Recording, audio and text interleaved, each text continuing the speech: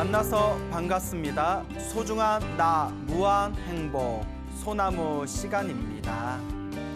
우리 불교에서 모든 공간을 가리켜서 시방이라고 표현합니다. 시방, 모든 공간을 가리켜 시방이라고 하는데요. 원래 한문으로 쓰면 열십자의 방위방자, 그래서 원래는 십방입니다. 십방. 근데 십방 하면 좀 너무 욕 같지 않습니까? 발음이 너무 억세가지고 이제 시방이라고 표현을 합니다. 모든 공간, 이 우주의 모든 공간을 통틀어서 시방이라고 합니다. 그리고 불교에서는 모든 시간을 통틀어서 삼세라고 합니다. 과거, 현재, 미래, 그래서 삼세라고 표현을 합니다. 그래서 불교에서는 모든 공간과 모든 시간을 통틀어서 시방삼세라고 말하고 있습니다. 그래서 우리가 시방삼세 부처님과 하면서 이런 어떤 경전의 말씀이 있지 않습니까?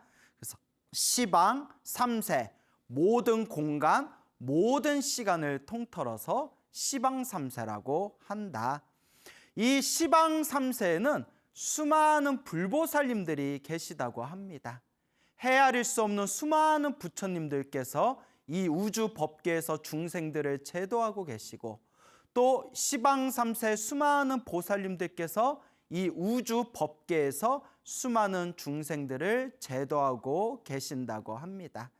그리고 이 수많은 시방삼세 세상 속에서 지금 우리 중생들이 살고 있는 이 세계를 사바세계라고 부릅니다.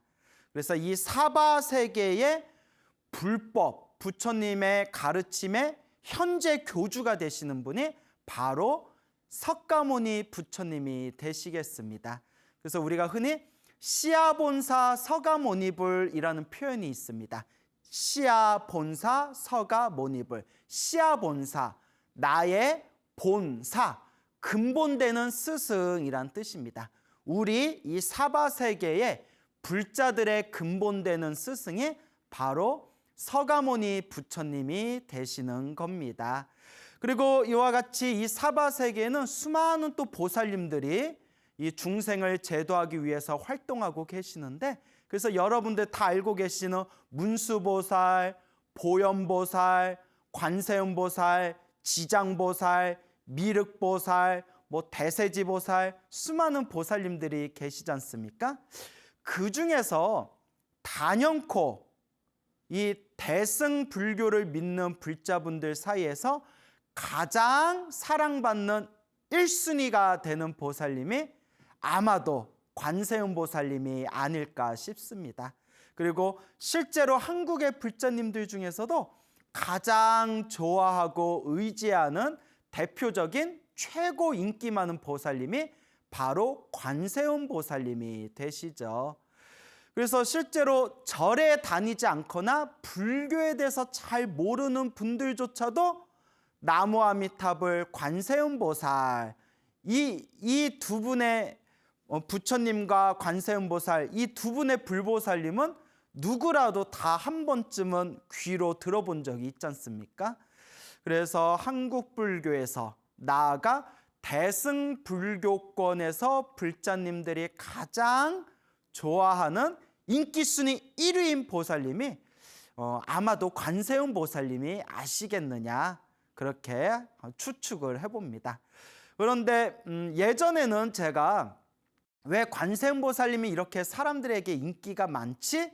라는 것에 대해서 특별히 생각해 본 적이 없었어요.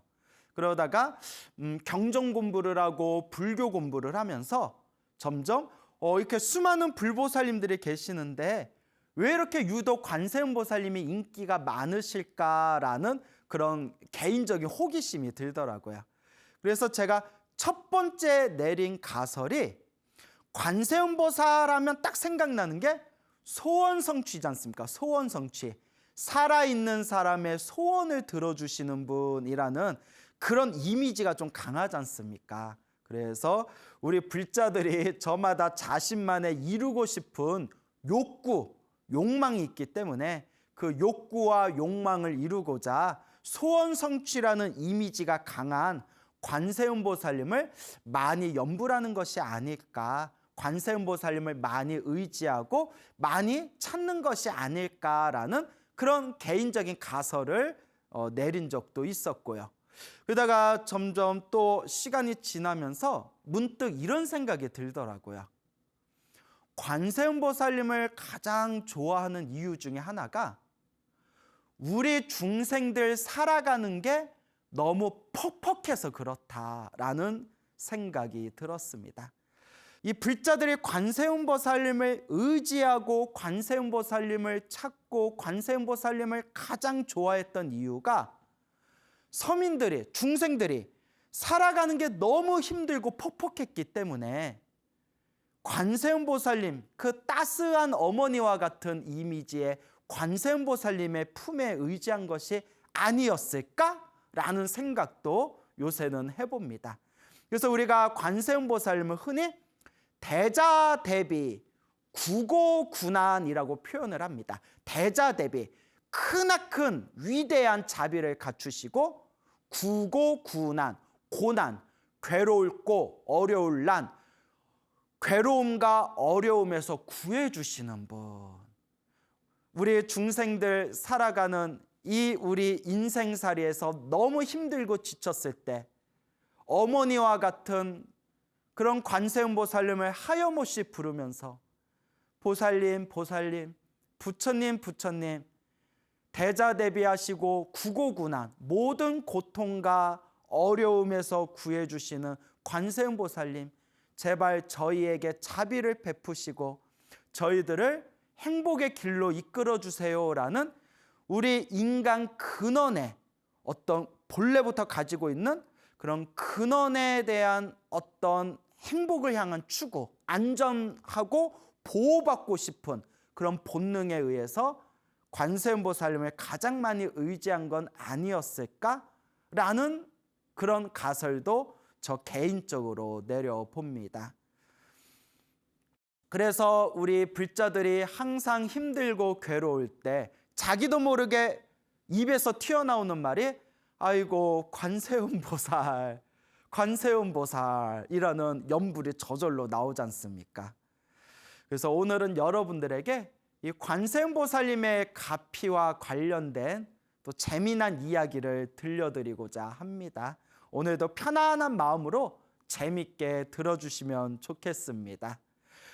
관세음보살님에 대한 그런 수많은 무수한 가피 이야기가 굉장히 많습니다. 그래서 제가 알고 있는 관세음보살 이야기도 참 많아서 이미 지금까지 소나무에서도 많이 썰을 풀었지만 아직도 풀 것이 잔뜩 있을 만큼 이 관세음보살님에 대한 그런 수많은 영험과 가피 이야기들이 있는데요. 오늘 또 그 중에 몇 가지를 말씀드릴까 합니다. 예전에 중국 송나라 시대 때 있었던 일입니다.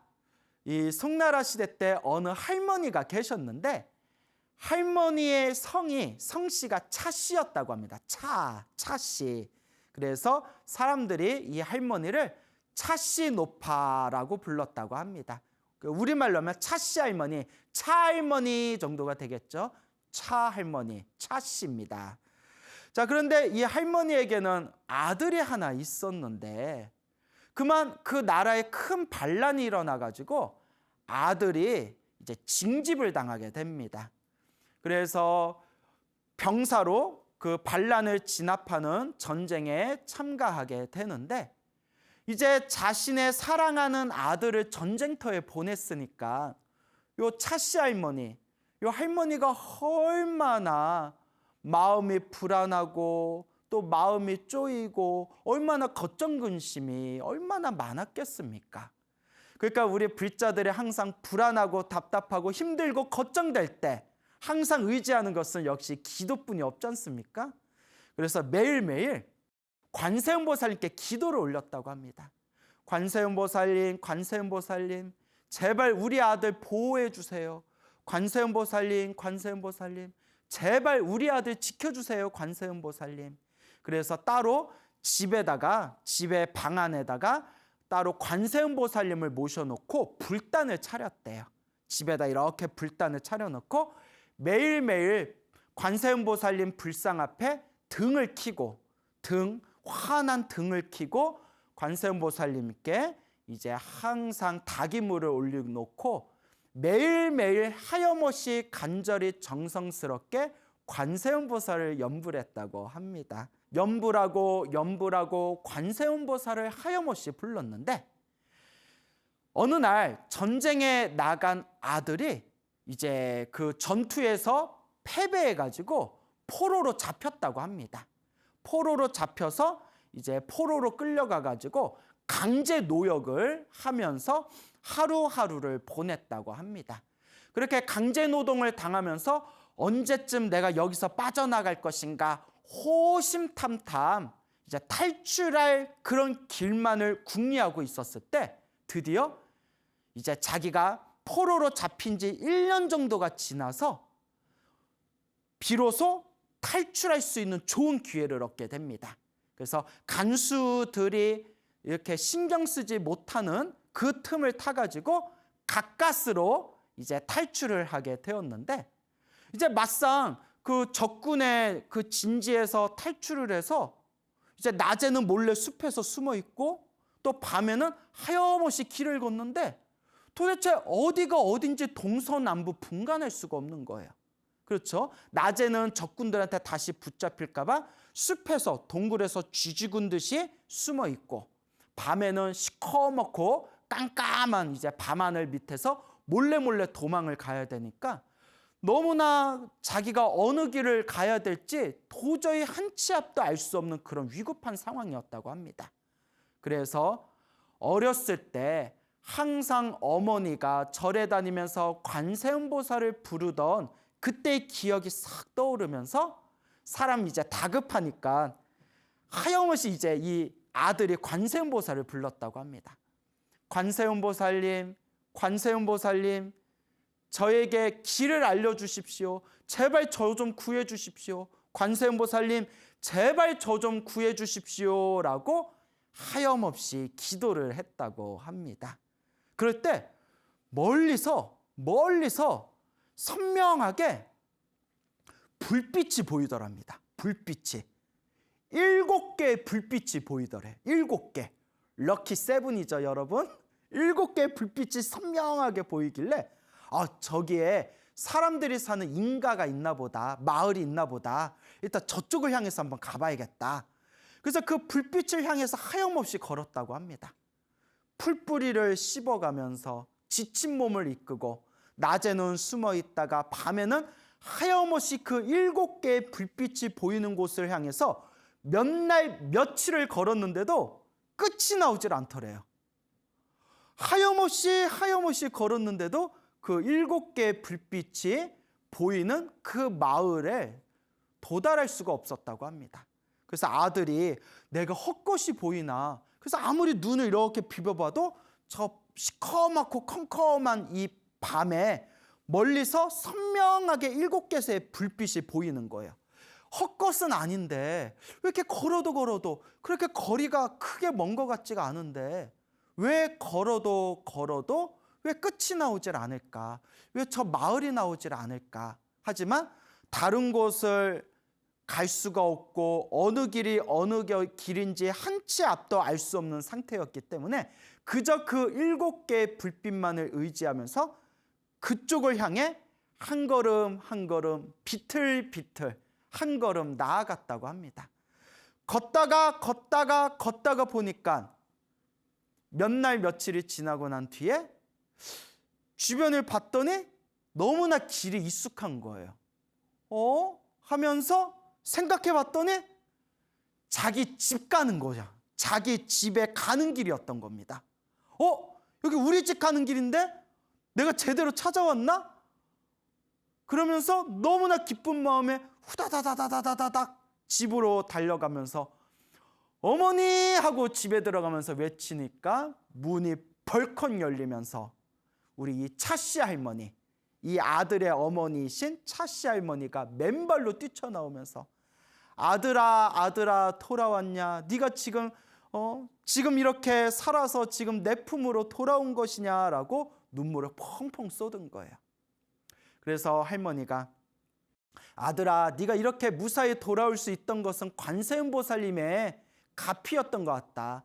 내가 너를 전쟁터로 보내고 나서 밤잠도 제대로 자지 못하고 매일매일 하염없이 관세음보살님께 우리 아들 지켜주세요, 우리 아들 지켜주세요 염불을 하였단다. 내가 요 방에다가 관세음보살님의 불단을 모셔놨으니 어서 가서 관세음보살님께 감사하다고 인사드려라. 그래서 아들이 예 어머니 인사드려야죠 하고 방에 딱 들어가서 관세음보살님한테 딱 인사하려는데 깜짝 놀란 거예요. 이미 소나무를 많이 보신 불자님들은 벌써 눈치 다 채셨죠? 이런 영험담이 다 패턴이 있어요. 비슷비슷한 패턴이 있습니다. 아마 딱 눈치 채셨을 거예요. 그 밤에 보였던 그 7개의 선명한 불빛, 그 정체가 바로 어머니가 불단에 올려놨던 7개의 등이었다고 합니다. 어머니가 항상 관세음보살님께 기도하면서 우리 아들의 앞날을 비춰주세요라는 마음으로 7개의 등을 올려놓고 항상 관세음보살님께 기도를 올렸는데 아들이 탈출해서 시커먼 깜깜한 한밤중에 길을 잃었을 때 자신을 집으로 인도해 줬던 그 7개의 불빛이 바로 어머니가 올렸던 7개의 등이었구나 라는 것을 알고 그 자리에서 아들은 하염없이 감사의 눈물을 흘리면서 평생 염불하며 부처님의 은혜를 갚는 마음으로 살아갔다고 합니다.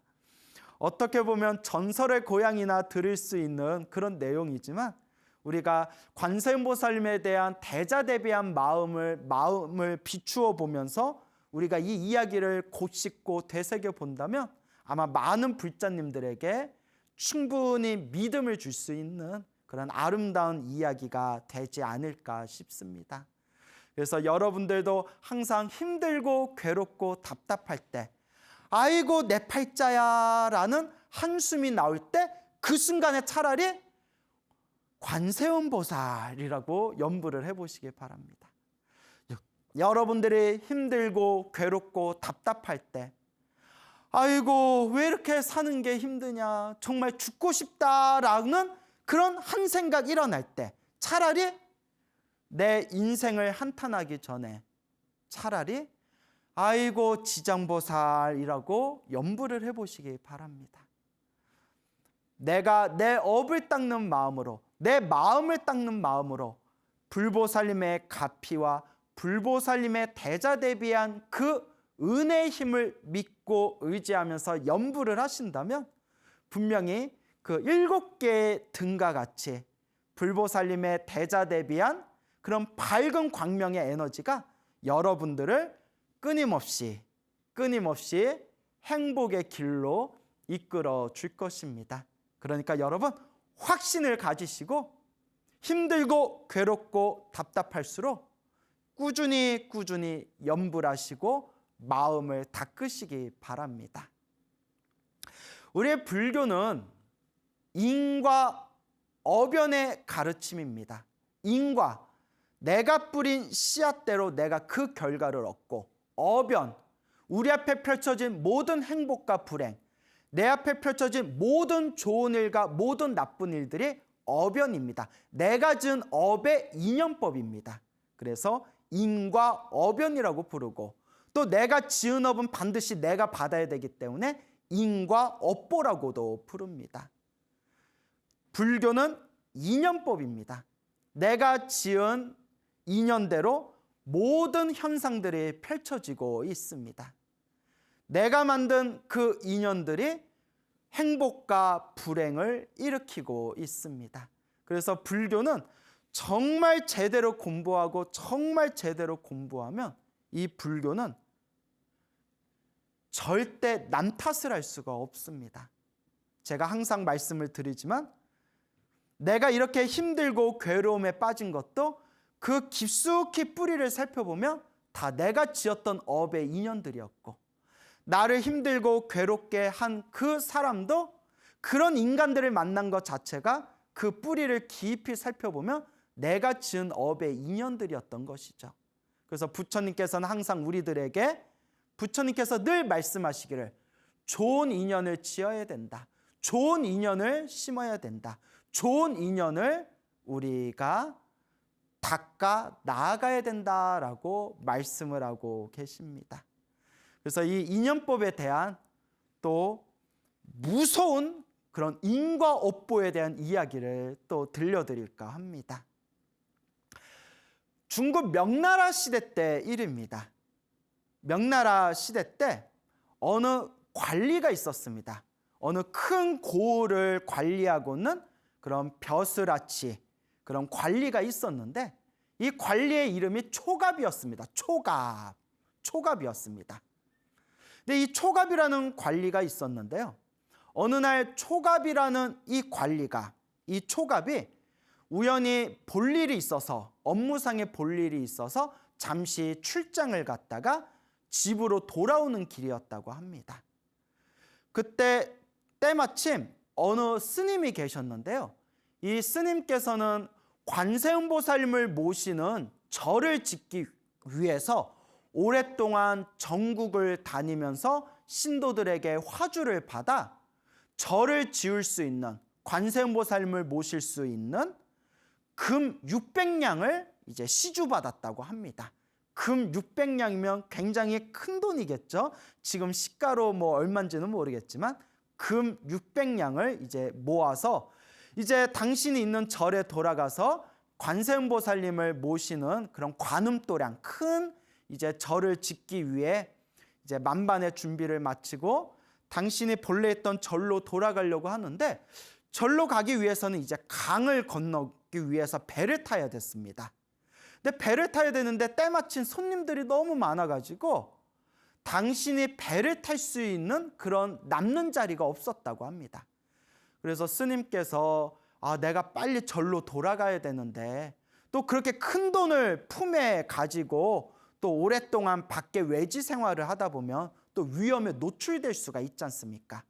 그래서 첫 번째 절에 가서 여기 배 타고 제가 강을 건너야 되는데 자리가 있습니까? 근데 이제 자리 없습니다 라고 또 이제 딱지 맞고 두 번째 절, 세 번째 절 다 딱지를 맞았는데 저기 보니까 때마침 배가 하나 있는데 그 배에 관리가 하나 이렇게 앉아 있더랍니다. 아마 이렇게 관복을 입고 있었겠죠. 관리인 걸 딱 알아본 거 보니까.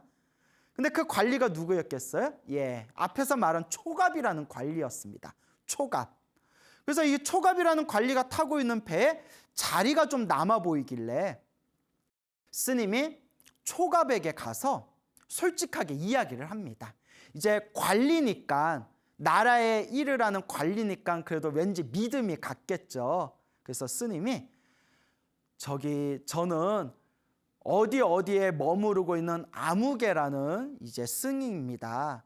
그런데 제가 관세음보살님을 모시는 그런 관음도량 절을 하나 짓기 위해서 제가 전국을 다니며 몇 년 동안 금 600냥을 제가 화주받았습니다. 그래서 제가 이걸 들고 빨리 절로 돌아가야 되는데 지금 도무지 배에 자리가 없습니다. 혹시 자리가 있다면 저를 태워주실 수 있겠습니까? 만약에 저를 배에 태워주신다면 우리 어르신께서도 큰 공덕을 얻게 되실 겁니다. 그래서 초갑이 그 얘기를 듣고 또 이제 스님이시고 하니까 순수한 마음으로 그럼 여기 배에 자리가 있으니까 나랑 같이 합석해서 갑시다. 어서 배 타시지요 라고 흔쾌하게 초갑이 허락했다고 합니다. 그래서 이제 롤로랄라 이제 분위기가 좋죠. 이제 배를 타고 이제 강을 건너는데 여러분 이제 중국의 강은 뭐 양자강, 황하강 뭐 이런 데 있지 않습니까? 우리나라의 뭐 한강 수준이 아닙니다. 배를 타고 이렇게 멀찍이 이제 강을 건널 때 막 몇 날 며칠을 이렇게 건너는 거예요. 근데 이제 배를 타고 나서 이제 이 초갑이라는 관리와 이제 스님이 두런두런 서로 대화를 나누다가 어느 날 이제 한밤중이 되었다고 합니다. 한밤중이 됐는데 대화하다가 한밤중이 됐는데 그날따라 막 바람이 막 세게 몰아붙이는 겁니다. 휙휙 하고 막 바람이 막 들썩들썩거리니까 배가 막 요동을 치는 거예요. 그 사람들이 막 다 당황하겠죠. 하면서. 그러니까 뭐 배가 요동치면서 사람들이 이리 흔들리고 저리 흔들릴 때 초갑도 바람 따라 이리 흔들리고 저리 흔들리다가 그만 마음이 흔들렸나 봅니다. 사람의 마음은 갈대와 같나 봅니다.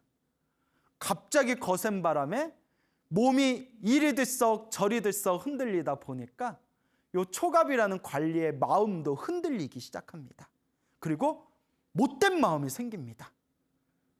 어차피 지금 바람이 불어서 지금 사람들이 다 경황이 없고 우리를 보고 있는 사람들도 없는데 이 스님만 없으면 저 금 600냥이 내 돈이 되는 거 아니냐, 이런 못된 생각을 일으키게 됩니다.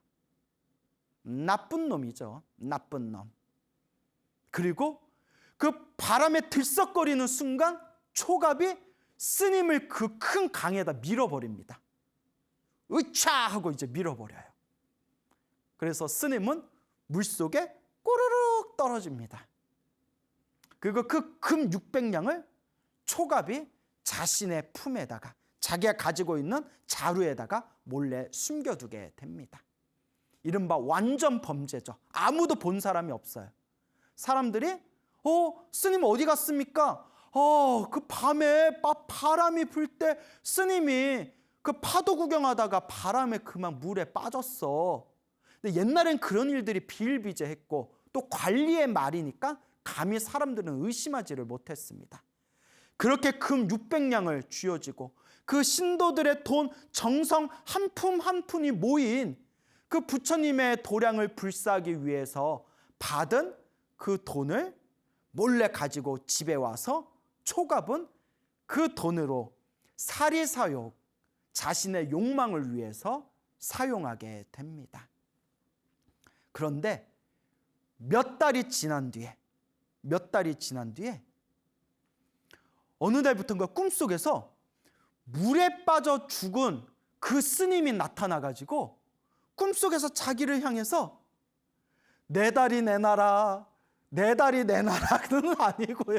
이건 전설의 고향이죠. 예? 내 돈 내놔라, 우리 신도들 시주금 내놔라, 절에 도량에 불사하려고 내가 시주받은, 내가 화주받은 우리 불사금 내놔라 하고 꿈에서 자꾸 나타나더랍니다. 물에 빠져 죽은 스님이 내 시주금 내놔라, 내 불사금 내놔라, 신도들 시주금 내놔라. 근데 그게 매일매일 꿈에서 그 스님이 나타나서 돈 달라 돈 달라 하니까 이 관리가, 초갑이 미쳐버리는 거예요. 미쳐버리는 거예요. 생각해 보세요. 자기가 죽였던 사람이 꿈속에서 매일 나타난다 생각해 보세요. 미쳐버리는 겁니다. 근데 이 마음의 스트레스와 마음의 병이 깊어지다 보니까 낮에도 나타나더래요. 낮에도 이제 환상이 보이는 겁니다. 밥 먹고 있는데 스님이 쓱 나타나서 내 돈 내놔라. 또 이제 자려고 누워 있는데 눈앞에 또 환상이 나타나서 내 돈 내놔라. 또 화장실에서 이제 똥 싸려고 바지를 딱 내려놨는데 내 돈 내놔라 하고 스님이 자꾸 환상이 보이는 거예요. 그래서 마음의 병이 너무 깊어져서 결국 쓰러졌답니다. 초갑이. 그래서 무당들 불러서 큰 굿을 벌였는데도 효과가 없더래요. 내 돈 내놔라. 천지신명에게 큰 제사를 올렸는데도 효과가 없더래요. 마지막에는 그 스님을 위해서 성대하게 천도제를 올렸는데도 효과가 없더랍니다. 내 돈 내놔라 하고 매일매일 꿈으로, 낮에도 환상으로 나타나는 거예요. 너무 병이 깊어져서 쓰러져서 그 마음의 병과 마음의 병 때문에 생긴 그 몸의 병으로 인해서 인사불성이 될 정도로 이 초갑은 매일매일 고통을 당하게 됩니다. 그러던 어느 날 하인이 싹 와가지고, 하인이 초갑에게, 누워 쓰러져 있는 초갑에게, 그 어르신, 그 처음 보는 웬 스님이 와서 꼭 어르신을 뵈야 된다고 하는데 그 어떡할까요? 그 초갑이 웬 스님이 나를 보자고 하지? 그래, 그 잠깐 한번 나를 찾아왔으니 누구신지 한번 얼굴이나 보자. 그래서 접견실에 스님을 모시고 난 뒤에 주섬주섬 일어나서 초갑이 접견실에 딱 가다가 그 자리에서 무릎이 풀려가지고 얼구머니나 하고 자리에 이제 엎어져 버립니다. 그 초갑이 무릎을 꿇고 싹싹 빌면서 제발 살려주십시오, 제발 살려주십시오 라고 울부짖는데 왜 그랬을까요? 초갑을 찾아왔다는 그 스님이 물에 빠졌던 그 스님인 거예요. 그 스님이 딱 하고 찾아온 거예요. 초갑이 놀래가지고 아이고 귀신이 드디어 나 잡으러 왔구나 하고 있는데 이 스님이 초갑에게 이보시오, 이보시오, 정신을 좀 차리시오. 나는 귀신이 아니오. 나 좀 보시오. 내 얼굴 좀 보시오. 내 손을 좀 만져보시오. 나는 귀신이 아닙니다. 나는 살아있는 사람입니다. 어르신 정신 좀 차려요. 그때서야 초갑이 딱 쳐다봤더니 아니나 다를까 자기가 분명히 물에 빠뜨려서 자기가 죽였던 그 스님인데 눈앞에 떡하니 그 스님이 생생하게 자기 눈앞에 서 있는 거예요. 어리둥절하고 있는 초갑에게 스님이 자초지종을 이야기합니다. 그날 몇 년 전에 바람이 거세게 불고 배가 뒤흔들고 있던 그때 당신이 나를 강물 속에 빠뜨렸는데 강물 속에 빠진 나는 그 순간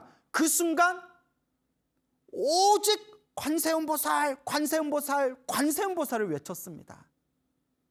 그래서 여러분 평소에 염불을 많이 했던 사람은 정말 위급한 상황에 딱 처하면 자기도 모르게 염불이 나오는 법입니다.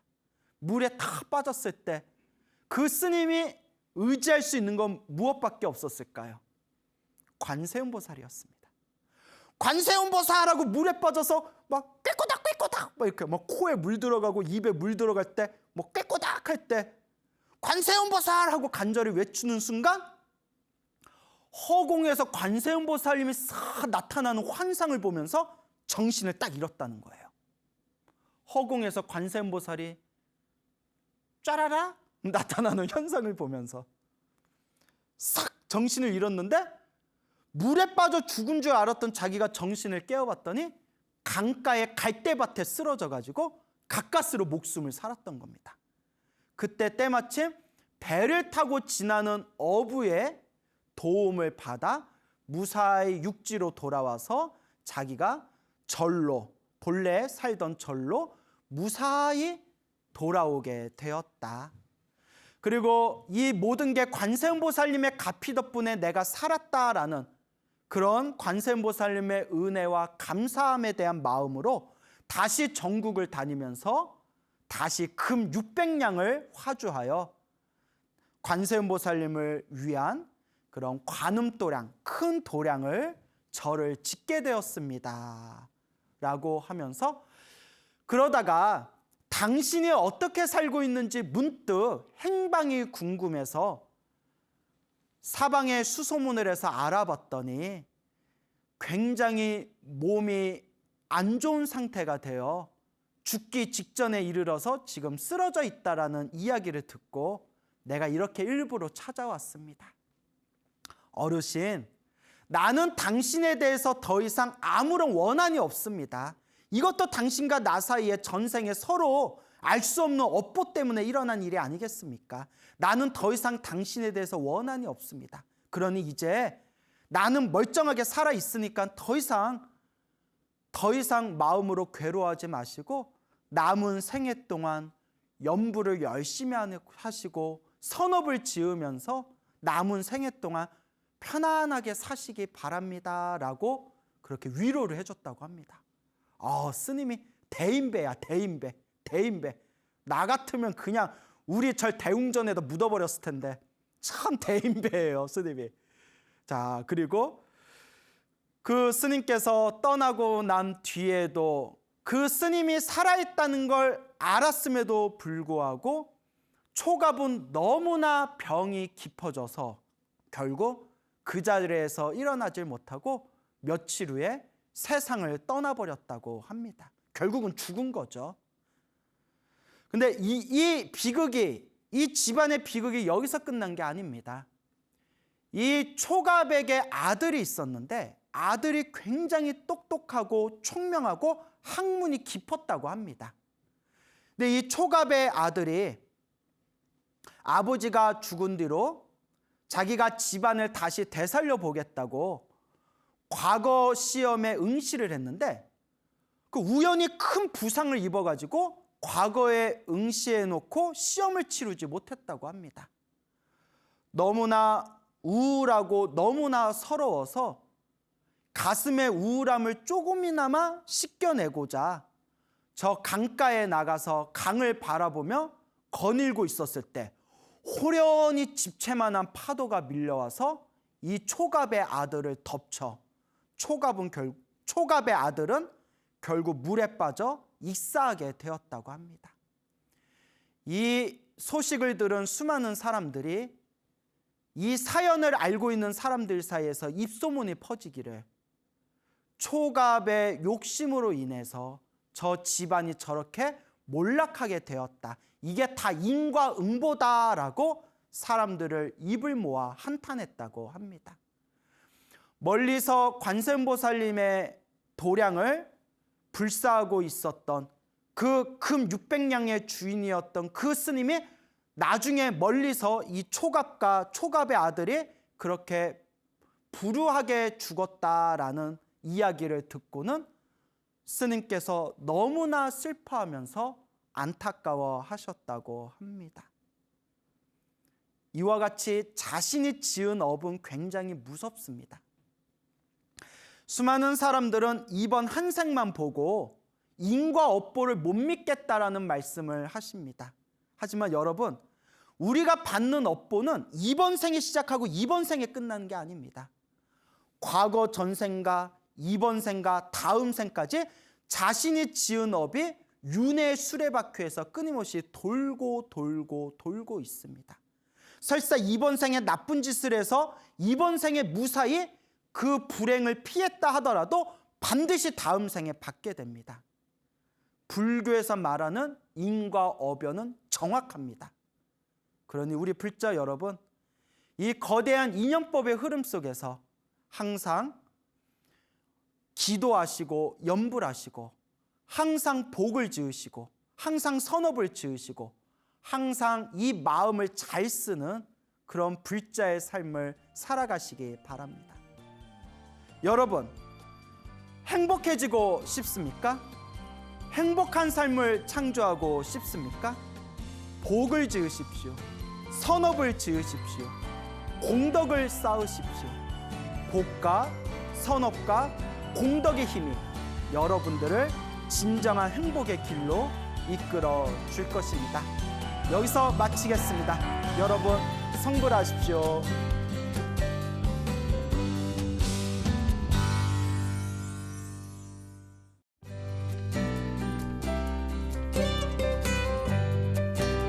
안녕하십니까? 만나서 반갑습니다. 소중한 나, 무한 행복, 소나무 시간입니다. 부처님의 가르침은 너무나 심오하고 또 굉장히 드넓습니다. 부처님의 가르침은 위대하고 넓고 그리고 그 깊이를 다 헤아릴 수가 없죠. 그래서 부처님께서는 우리 중생들의 수준에 맞춰서 수많은 법을 설하셨고 또 우리 중생들의 수준 그릇에 맞춰서 또 그 근기에 맞춰서 수많은 수행 방법들을 가르쳐 주셨습니다. 그래서 우리가 부처님의 가르침을 살펴보면 굉장히 수많은 수행법들이 있죠.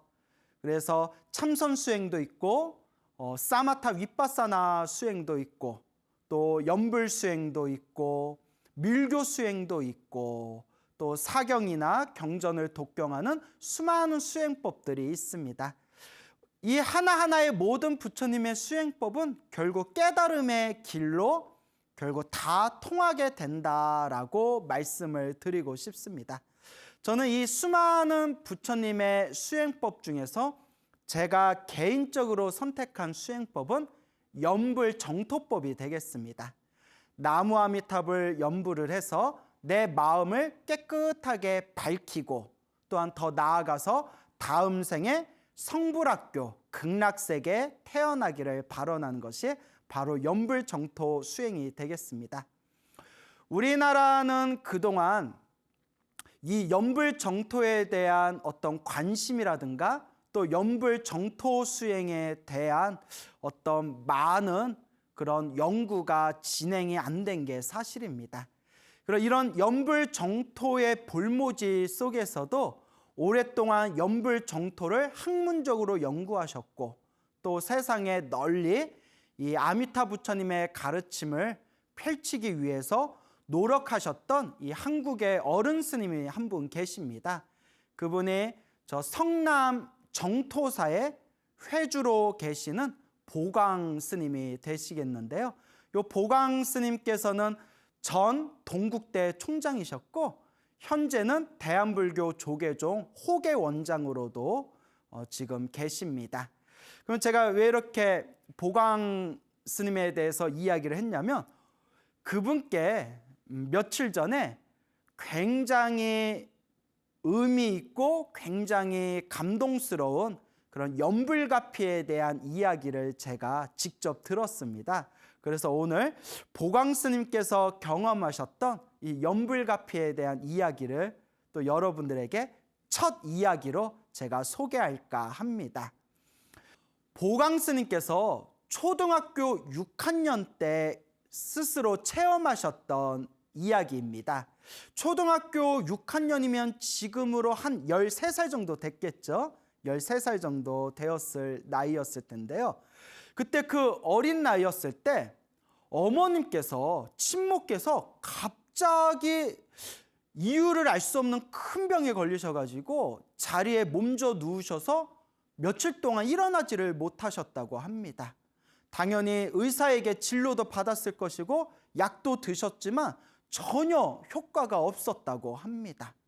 그 어린 마음에 너무나 다급하고 너무나 어머니에 대한 걱정과 근심이 가득 차다 보니까 그 초등학교 6학년이었을 때 이제 스님을 찾아가게 됩니다.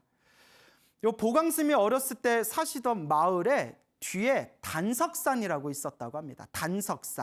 단석산이라고 있었는데 그 단석산에 그 백석암이라는 절이 있었다고 합니다.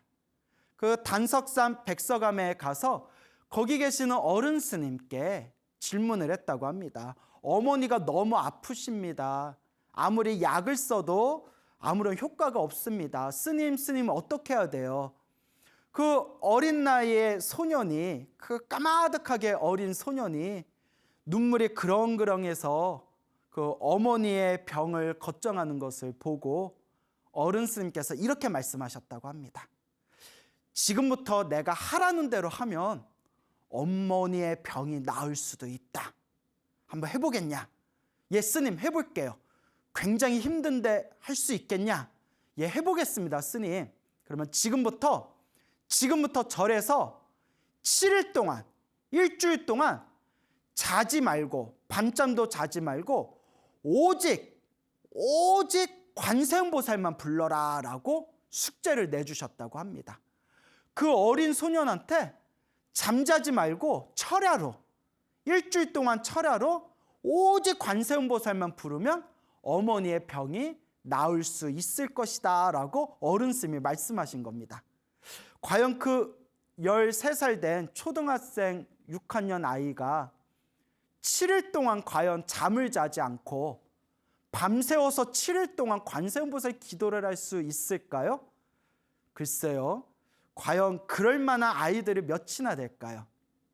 그런데 해보겠습니다 라고 이제 법당에 들어가서 기도를 시작했는데 그때가 또 음력 12월 달이었다고 합니다. 음력 12월에 정말 추웠던 겨울, 그 법당의 벽 틈으로 엄청난 한기와 바람이 막 쏟아져 나오면서 정말 촛불이 금방이라도 꺼질 것 같은 그런 추운 날씨, 그런 한파에 날카로운 바람이 몰아치는 그 법당에서 초등학생 6학년 13살의 나이에 이 어린 소년이 잠을 자지 않고 하염없이 관세음보살을 부릅니다. 관세음보살, 관세음보살, 관세음보살. 어머니가 병이 낫게 해주세요. 관세음보살, 관세음보살, 관세음보살. 어머니가 빨리 병이 낫게 해주세요. 하염없이 관세음보살을 부르게 됩니다. 놀랍지 않습니까? 그리고 첫날에 관세음보살 연불 기도를 시작해서 7일 동안 밥 먹고 잠깐 화장실 가고 잠깐 세수하는 시간 빼고는 오로지 관세음보살을 부르면서 7일이 지났을 때 7일 기도를 마치고 이제 절에서 나와서 집으로 돌아가게 됩니다. 근데 그때가 바로 부처님 성도제일이었다고 합니다. 부처님 성도제일날 관세음보살 연불 7일 기도를 딱 회양하게 된 겁니다. 그래서 어른 스님께 저 이제 7일 동안 기도 마쳤으니까 집으로 가보겠습니다 라고 이렇게 인사를 하면서 절에서 나오는데 희한한 경험을 하게 됩니다. 호련히 바람소리, 물소리, 개소리, 닭소리, 소 우는 소리까지, 벌레가 찌르르 찌르르 벌레 울리는 소리까지 귀에 들리는 모든 소리가 다 관세음보살, 관세음보살, 관세음보살 연불로 들리더랍니다. 모든 소리가. 바람소리가 휙 하고 지나가며 바람소리가 관세음보살 소리로 들리고, 개소리, 닭소리, 소가 우는 소리도 관세음보살 연불로 들리고, 시계가 땡 하고 울리는 소리도 관세음보살 연불로 들리더랍니다. 모든 게 다 관세음보살이라는 연불로 모든 소리가 들리더랍니다. 이것을 2, 3일 동안 경험을 하셨다고 합니다. 2, 3일 동안 관세음보살, 관세음보살. 그리고 2, 3일이 지나고 나서 놀랍게도 백약을 써도, 모든 약을 써도 낫지 않으셨던 어머니께서 기도를 마치고 난 뒤에 집에 돌아오고 나서 점점 몸의 건강을 되찾으시더니 완전히 건강하게, 정말 기적같이 완전히 건강을 되찾고, 그리고 모든 병이 말끔하게 사라지셨다고 합니다. 그 후로 어머니께서 오랫동안 장수를 하셨는데, 보광스님의 이제 어머니께서 항상 이렇게 아들의 당부를 듣고 항상 연부를 하셨다고 합니다. 아니나 다를까 그 마지막 그 돌아가시는 순간에도 굉장히 편안하고 굉장히 곱게 세상을 떠나셨다고 합니다. 진정한 연불의 가피가 아니겠습니까? 그때 그와 같이 모든 소리가 관세음보살 연불로 들렸던 그 이상한, 희한한, 놀라운 체험을 하고 난 뒤에 나중에 머리를 깎고 출가해서 경전 공부를 하면서 그 도리를 비로소 이해했다고 합니다. 불교의 가르침에 이런 말씀이 있습니다.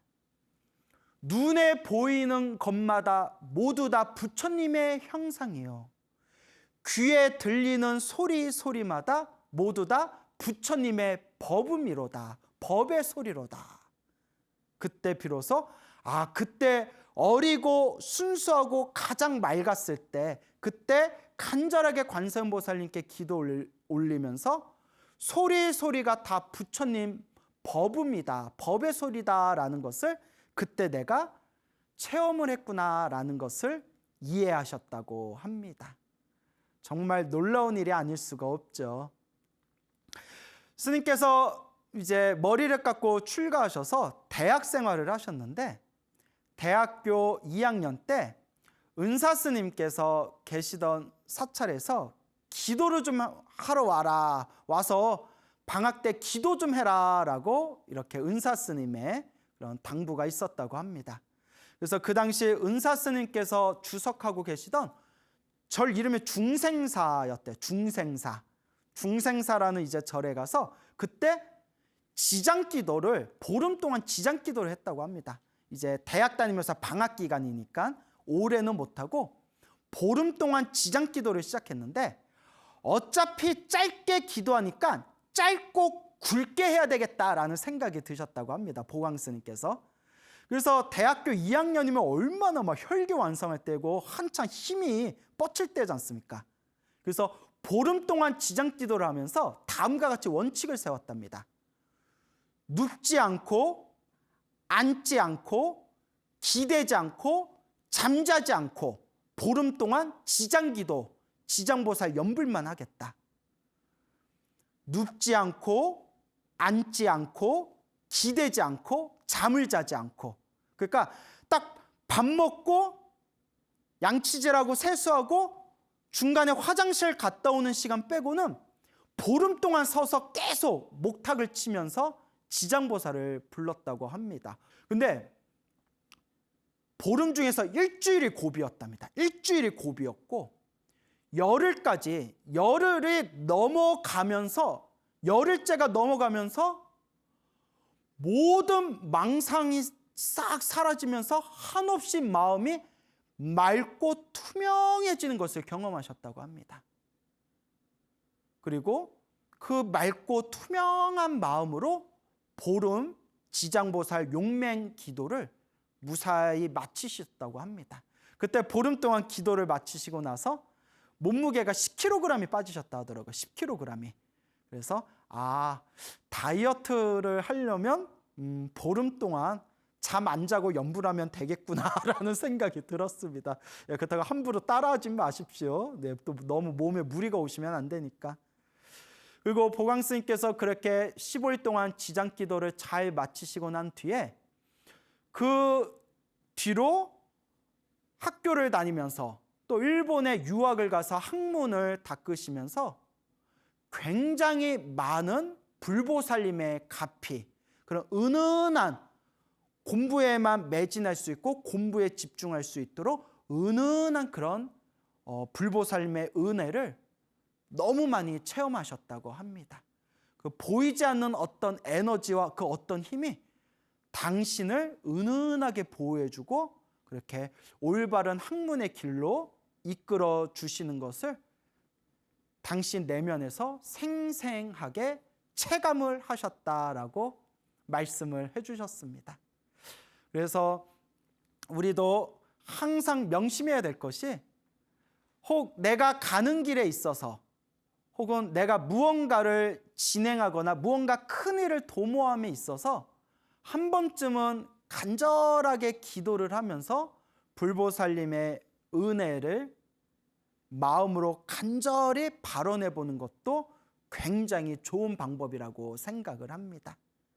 그래서 또 예전에 우리 한국이나 저 중국이나 혹은 인도에 혹은 티베트의 큰 스님들 중에서도 공부하다가 공부에 장애가 있거나 자꾸 공부를 하는데 자꾸 막히는 그런 일들이 생기면 내가 전생에 업장이 두꺼워서 내가 공부하고 수행하는데 자꾸 장애가 생기는구나 라고 마음으로 뉘우치고 간절하게 기도를 해가지고 업장을 소멸한 뒤에 학문과 배움, 공부와 수행에 크나큰 발전을 이뤘다라는 그런 설화가 굉장히 많습니다.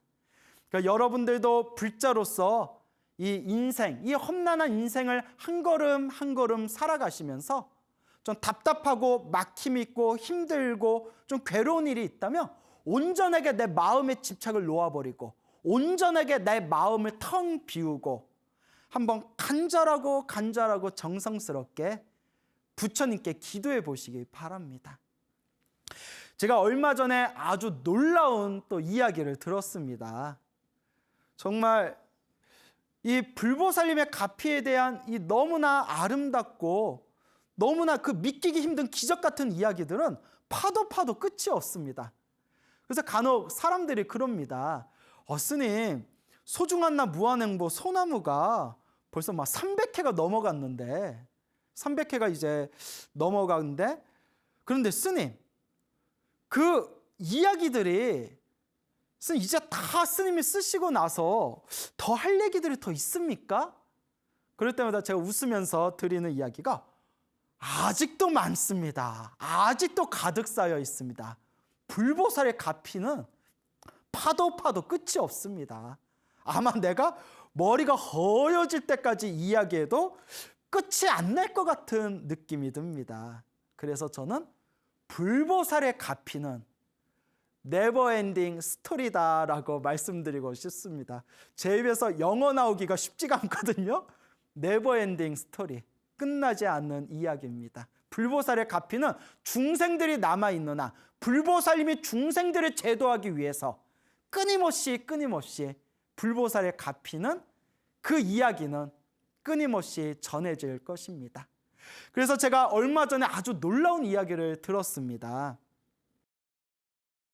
그분이 이제 좀 개인 신상이 있으니까 제가 자세히 밝히지는 않겠습니다. 그 경기도 지방에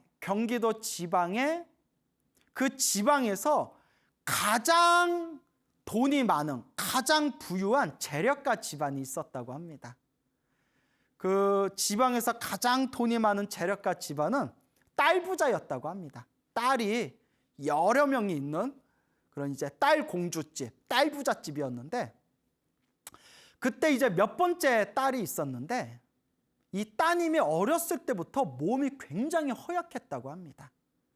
항상 몸이 허약했다가 10대였을 때 폐 종양이 발견됐다고 합니다. 폐에 아주 큰 종양이 발견돼가지고 거의 목숨을 내걸고 대수술을 받아서 폐 종양 제거 수술을 받았는데, 그때 이제 폐를 굉장히 많이 잘라냈다고 합니다.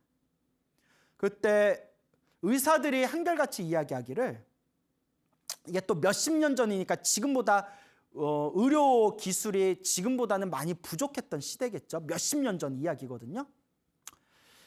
수술을 마치기는 했지만 30살 넘기기를 장담할 수 없습니다. 앞으로 30살 넘기기를 장담할 수 없습니다. 그 10대 어린 소녀한테. 그러니까 마음의 준비를 좀 하고 계십시오라고 의사들이 말을 하더랍니다.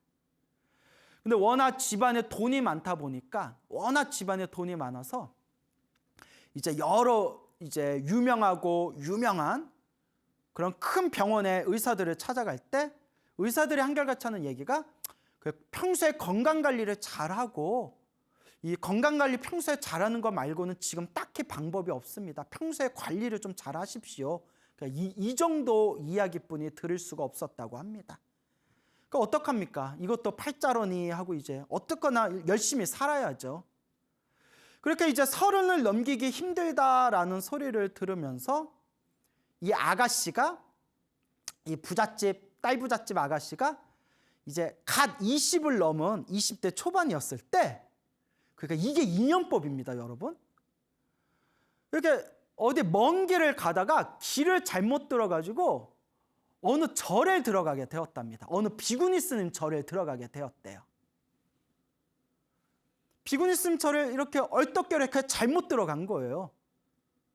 그래서 절에 가서, 절에 온 김에 이렇게 그냥 절 구경을 했는데, 이렇게 가보니까 비구니 스님이 부처님 오신 날을 코앞에 두고 이렇게 연잎을 말고 있었대. 여러분, 옛날엔 연잎, 종이에 이렇게 연잎 말아가지고 연꽃을, 연등을 손으로 다 만들었지 않습니까? 수작업을 했지 않습니까? 그래서 이제 연등 만들 때 이제 연잎을 이렇게 비비지 않습니까? 연잎을 이렇게 비비는데, 그 젊은 아가씨가 이렇게, 이제 아가씨가 보더니, 스님 저도 좀 해볼게요 하더니 앉아서 이렇게 연잎을 마는데, 연잎을 처음 마는데 너무 기가 막히게 예쁘게 만들더래요. 이거 만드는 거 쉬운 거 아닌데 어쩜 이렇게 예쁘게 만들까? 처음 하는 거 맞냐고. 저 절에 처음 와요. 이거 처음 해보는 거예요. 그래서 이 비구니 스님이 그 몸이 아픈 아가씨랑 이런저런 이야기를 하면서 대화를 나눠보니까 비구니 스님이 옳거니 이 사람은 딱 전생에 부처님 법하고 인연이 된 사람이다. 전생에 부처님 법하고 인연이 있는 사람이다. 전생에 부처님하고 인연이 깊은 사람이다. 딱 그런 생각이 딱 들더랍니다. 그래서 싹 꼬셨답니다. 몸이 아프다고? 그러면 여기 공기도 좋고, 이 공기 좋은 곳에서 그냥 부처님께 기도하고 절에서 봉사하면서 여기서 같이 살면 어때? 내가 방 하나 줄게. 여기서 살면 좋지. 여기서 같이 살자라고 스님께서 살랑살랑 꼬셨다고 합니다. 근데 이것도 인연이에요. 여러분, 누가 나한테 절에서 같이 살자 하면 예! 이런 말이 나오겠어요? 근데 이 젊은 아가씨가 예, 좋아요. 여기서 살게요. 그렇게 이야기하더랍니다. 그래서 비구니 스님이 절에 올 때 나머지 다 사람들한테 나눠주고 꼭 필요한 것만 가져와라 라고 신신당부를 했답니다. 꼭 필요한 것만 가져와라. 절에 방 좁아. 그 절에서는 이것저것 쓸 게 별로 없어. 그러니까 짐을 조금만 가져와. 꼭 필요한 것만 가져와. 이렇게 비구니 스님이 이야기를 했는데 예, 꼭 필요한 것만 가져올게요 라고 했는데 워낙 부잣집 딸이라서 그 여행 가방 몇 박스를 가져오더래요. 그래서 뭐 거기에 막 예쁜 옷들도 있고 했겠죠. 그래서 비구니 스님이 절에서 기도하고 봉사하는데 이렇게 좋은 옷, 예쁜 옷 필요 없다고. 절에서 기도하고 봉사하려면 편한 옷을 입어야 돼. 내가 옷 하나 줄게 하면서 너덜너덜 다 떨어져서 이렇게 꿰매고 기운 그 절에서 입는 그 절복 있잖아요. 그 몸빼 바지 같은 회색 바지를 이렇게 줬답니다. 그 다 떨어진 옷을, 다 떨어져서 꿰맨 옷을, 회색 몸빼 바지 같은 옷을 줬는데 그 20칸 넘은 그 부잣집 아가씨가 그 바지를 딱 입는 순간 마치 천군만마를 얻은 것 같이 마음이 뿌듯하고 마음이 너무 기쁘고 마음에서 막 그냥 희열이 올라오더래요. 마치 천군만마를 얻은 것 같은 느낌이 들더래요. 그러니까 다 이게 전생에 부처님 도량에서 살았던 사람들이에요. 아니 그 예쁘고 그 부잣집 좋은 옷만 입었던 부잣집 아가씨가 다 떨어진 회색 몸빼 바지를 입었는데 왜 마음에 막 기쁨이 올라왔겠어요? 다 전생에 부처님 법과 인연이 있던 사람들이었습니다. 그래서 절에서 생활을 하면서 비구니 스님이 그 천수경이 들어있는 그 법요지 책을 주면서 이거 다 외워라. 그 부처님께 매일매일 기도하면서 이거 외워라. 그렇게 이제 당부를 했답니다. 근데 이 아가씨가 그 몸이 아픈 아가씨가 이제 절에 오니까 물 만난 물고기가 된 거예요. 물 만난 물고기가 돼가지고 하루에 매일 3시간을 자면서 매일매일 기도하고 매일매일 봉사활동을 합니다. 하루에 3시간을 자면서. 그렇게 그 비구니 스님과 단짝이 돼가지고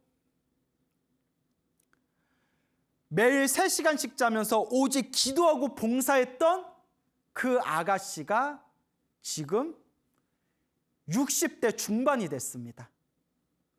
의사들이 30을 넘기기 힘들 거라고 하는데 지금 30 플러스 35년을 더 살고 있는 거예요. 60 중반이 됐어요. 기적입니다. 너무나 건강하세요. 그래서 그때 그 지방의 큰 재력가였던 할아버지가 유언처럼 이런 말씀을 하셨다고 합니다. 만약에 저 애가 30살을 넘기면 30살을 넘어도 살아있으면 그 땅 하나 떼가지고 제 앞으로 해줘라 라고 이렇게 유언처럼 남겨놓으셨다고 합니다.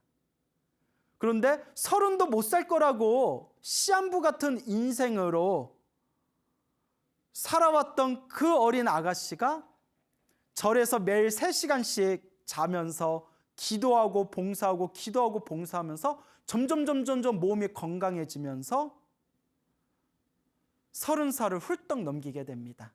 그래서 집에서 그 큰 유산을 받았대요. 큰 돈의 유산을 받았는데 요 보살님이 마음에 더 이상 욕심이 없어. 그래서 그 많은 돈을 모두 부처님 도량 불사하는데 모두 다 보시하셨다고 합니다. 정말 가진 거라고는 승복 몇 벌에 책 몇 권뿐이 없으신 거예요. 그런 분이 계세요 지금. 그래서 그 보살님이 또 평소에 법화경 사경을 많이 하셨다고 합니다. 법화경 사경. 그리고 실제로 그 법화경의 엄청난 에너지와 힘을 굉장히 체험을 많이 하셨다고 합니다. 그래서 그 보살님이 하시는 말씀이, 스님 정말 기도하면서 남한테는 도저히 말로 다 표현할 수 없는, 남한테는 도무지 다 말할 수 없는 엄청난 가피를 저는 생생하게 체험을 했습니다. 그러면서 하시는 말씀이, 스님 저는 스님이 방송에서 말씀하신 소나무에 나오는 그 가피의 이야기를 저는 100% 믿습니다. 왜냐? 제가 체험해 봤으니까요. 맞습니다, 여러분. 스스로 체험한 사람은 불보살의 가피를 의심하지 않습니다. 스스로 체험하고 맛을 본 사람은 설사 기도를 많이 했는데도 나쁜 일이 생기더라도 흔들리지 않습니다. 이미 가피를 맛보고 가피를 체험했고 불보살 가피가 우리와 함께한다는 확고한 믿음, 확고한 중심이 있기 때문에 설사 힘들고 괴롭고 어려운 상황에 처했다 하더라도 이 모든 것이 내가 닦아야 할 나의 숙제였구나라는 것을 깨닫게 되기 때문입니다. 그 보살님이 그와 같이 법화경을 사경을 많이 하셨는데 지금까지 법화경 사경한 것이 수백 권이 넘는답니다. 수백 권, 수십 권이 아니라 수백 권. 하루에 3시간씩 자면서 봉사하시고 남는 시간에 기도하고 법화경 사경하신 그 책이 수백 권이 넘는데요. 그러면서 완전히 황골탈퇴가 됩니다. 황골탈퇴. 뼈가 바뀌고 내 몸의 에너지가 완전히 긍정적으로 변화되어지는 이 황골탈퇴를 체험하게 됩니다. 그래서 지금까지 12,000일 기도를 하셨대요. 12,000일 기도. 만일이 30년 가까이 됩니다. 만일이 한 27년 좀 넘을 거예요. 만일이 30년이고 12,000일이면 1,000일 기도를 2번 채웠다는 거예요. 만일 플러스 1,000일 기도를 2번 채워서 12,000일 기도를 얼마 전에 회양하셨다고 합니다. 그래서 그분을 이렇게 우연히 봤는데 제가 깜짝 놀랐어요. 보살님인데 머리끝에서 발끝까지 완전 스님이에요. 완전 스님. 머리끝에서 발끝에서 눈빛까지 그냥 머리 깎은 출가 스님이시더라고요. 야, 저렇게 오직 기도하고 저렇게 평생 절에서 살았으니 머리 깎아서 스님으로 출가만 안 했을 뿐 머리끝에서 발끝까지 온전히 출가 수행자의 모습이구나. 정말 감탄하지 않을 수가 없었습니다. 그래서 지금은 그 노 비구니 스님과 평생 이제 동반자로 지금도 사찰에서 매일 지금도 서너 시간씩 잠을 자면서 남는 시간에 오직 기도하고 부처님 불사 도량에서 오로지 봉사하면서 지금도 부처님 은혜를 갚는 마음으로 살아오고 계십니다. 이와 같이 한 사람의 운명조차도 바꿀 수 있는 그 가장 찬란한 광명과 그 희망이 있다면 그것은 바로 불보살 가피입니다. 여러분, 힘들고 외롭고 너무 힘들 때 좌절하지 마세요. 그 시간에 마지막 힘을 쥐어짜서 정말 간절하고 정말 정성스럽게 기도해 보시기 바랍니다. 된다 안 된다라는 마음도 다 내려버리고 딱 3년만 1,000일 기도한다는 마음으로 딱 3년만 죽을 듯이 기도해 보시기 바랍니다. 반드시 불보살 가피가 여러분들과 함께 할 것입니다. 끝으로 재미난 이야기를 하나 들려드리겠습니다.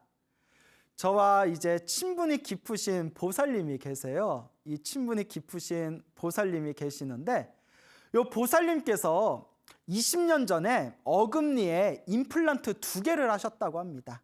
임플란트 2개를 하셨는데 얼마 전부터, 그래서 언젠가부터 그 20년 전에 임플란트를 했던 그 치아가 막 자꾸 염증을 일으키더랍니다. 이렇게 퉁퉁 붓고 막 쓰라리고 찌르고 막 자꾸 이제 피가 나오는 겁니다. 그래서 이제 염증약, 치아 염증약을 먹었는데도 전혀 효과가 없더랍니다.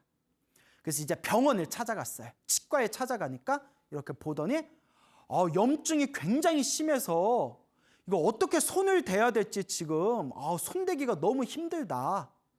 그러면서 이거 째가지고 임플란트 빼서 이거 염증 고름 다 긁어내고 이거 새로 이거 박아야 되는데 굉장히 힘들고 어려운 시술이 될 것 같다라고 치과에서 겁을 주더래요. 치과 선생님이 이거 지금 상태가 너무 안 좋습니다. 이거 손대기도 참 힘든 상황입니다. 그러니까 이 보살님이 가뜩이나 염증이 생겨서 이빨이 아파 죽겠는데 막 아주 힘든 시술이 될 것 같다니까 보살님이 성격이 너무 예민해져서 치과 치료를 차일피일 미뤘대요. 그 염증약만 먹으면서. 가야 되는데 막 짜증나는 거예요. 가야 되는데 하는데 막 귀찮은 거예요. 가야 되는데 하는데 막 무서운 거예요. 사람 성격이 막 예민해지지 않습니까? 그러다가 코로나가 터집니다. 코로나가 터져서 이제 조금 바깥에 나가는 거 자제해라 막 이렇게 이제 방역 지침 같은 게 내려오니까 요 보살님이 얼씨구나 싶은 거예요. 가뜩이나 치과 가기 싫었는데 코로나 핑계 대고 이제 치과에 나 코로나 좀 가라앉으면 그때 갈게요 라고 이렇게 치료를 미뤘답니다. 그리고 이제 염증약으로 버티셨대요. 이렇게 염증약을 드시면서 버티셨는데 아니 이렇게 이 코로나가 이렇게 오래 갈 줄 누가 알았겠습니까? 빨리 이 코로나가 없어져야지. 우리 서민들 너무 힘듭니다. 어쨌거나 코로나가 막 1년이 막 넘어가니까 보살님도 1년 동안 그 염증약 먹으면서 굉장히 이제 고생을 많이 하셨대요. 가끔 컨디션 나쁘고 막 몸 피곤할 때 퉁퉁 붓잖습니까? 피 나오고 막 신경 긁고 막 아프고 쓰라리고 약은 효과도 없고 그러던 어느 날이었다고 합니다. 어느 날 그 염증으로 이제 고생하고 계시는데 그 보살님께서 그 인터넷에 튜브라고 있지 않습니까? 튜브라고 하면 다 알아들으시죠? 인터넷에 튜브에 그 광우 스님의 법공양이라는 채널이 있거든요. 광우 스님의 법공양이라는 채널에 만화로 보는 불보살 가피 이야기라는 그런 이제 내용이 있어요. 장르가. 만화로 보는 불보살님 가피 이야기. 그래서 만화로 보는 불보살님 가피 이야기 중에서 그게 이제 애니메이션처럼 만화로 만든 거거든요. 목소리는 제 목소리 따고 아주 불심이 깊은 다재다능한 젊은 보살님이 당신이 이렇게 이제 그림을 그려서 이렇게 올려놓은 만화로 보는 불보살님 가피 이야기라고 있습니다. 그 만화로 보는 불보살님 가피 이야기 중에서 지장보살이 지옥에 떨어진 중생을 구제하는 이야기가 있어요. 근데 그 보살님께서 소파에 앉아가지고 튜브에서 광우스님의 법공양 그 채널에서 만화로 보는 불보살님 가피 이야기, 그 지장보살님이 지옥에서 구제해준 그 이야기를 이렇게 보셨대요. 너무 이렇게 감동 깊게 보시다가 다 보시고 나서 문득 이렇게 생각하셨대요. 나는 전생에 무슨 업보를 많이 지어서 이렇게 이빨이 아플까? 내가 전생에 무슨 업보를 지어서 이렇게 이빨이 아플까? 하면서 순간 자기도 모르게 눈가에 눈물이 주르륵 주르륵 흘렀대요. 주스도 아니고 주르륵 주르륵 눈물이 뚝뚝 떨어지는데 갑자기 이빨이 우두둑 소리가 나더래요. 그 순간 눈물이 이렇게 뚝뚝 흘리고 있는 순간 전생에 내가 무슨 업을 졌길래 이렇게 이빨이 아플까 하는데 우두둑 소리가 나서 놀래가지고 이렇게 입을 벌려보니까 이빨 하나가 턱 떨어지더래요. 이빨이 부러진 줄 알고 입안을 다 확인하려고 이렇게 또 입을 여는 순간 또 이빨 하나가 턱 하고 튀어나오더래요. 그러니까 이빨이 2개가 떨어진 거예요. 너무 놀래서 막 이렇게 살펴봤더니 그 임플란트 했던 잇몸에 박혀있는 나사까지 빠져버렸대. 나사까지. 피도 안 나오고 너무 놀래서 그 자리에서 치과에 전화를 했더니 그 병원에서 선생님, 그 임플란트 이빨이 쉽게 빠지지도 않지만 이빨이 빠져도 잇몸에 박혀있는 나사까지 빠지는 구조가 아닙니다. 그거 진짜입니까? 신기하네. 그럴 리가 없는데 하고 치과에서도 뭐 어리둥절하더래요. 그래서 치과에서 그 이빨이랑 나사 빠진 거 그대로 사진 찍어서 보내주세요라고 부탁을 했대요.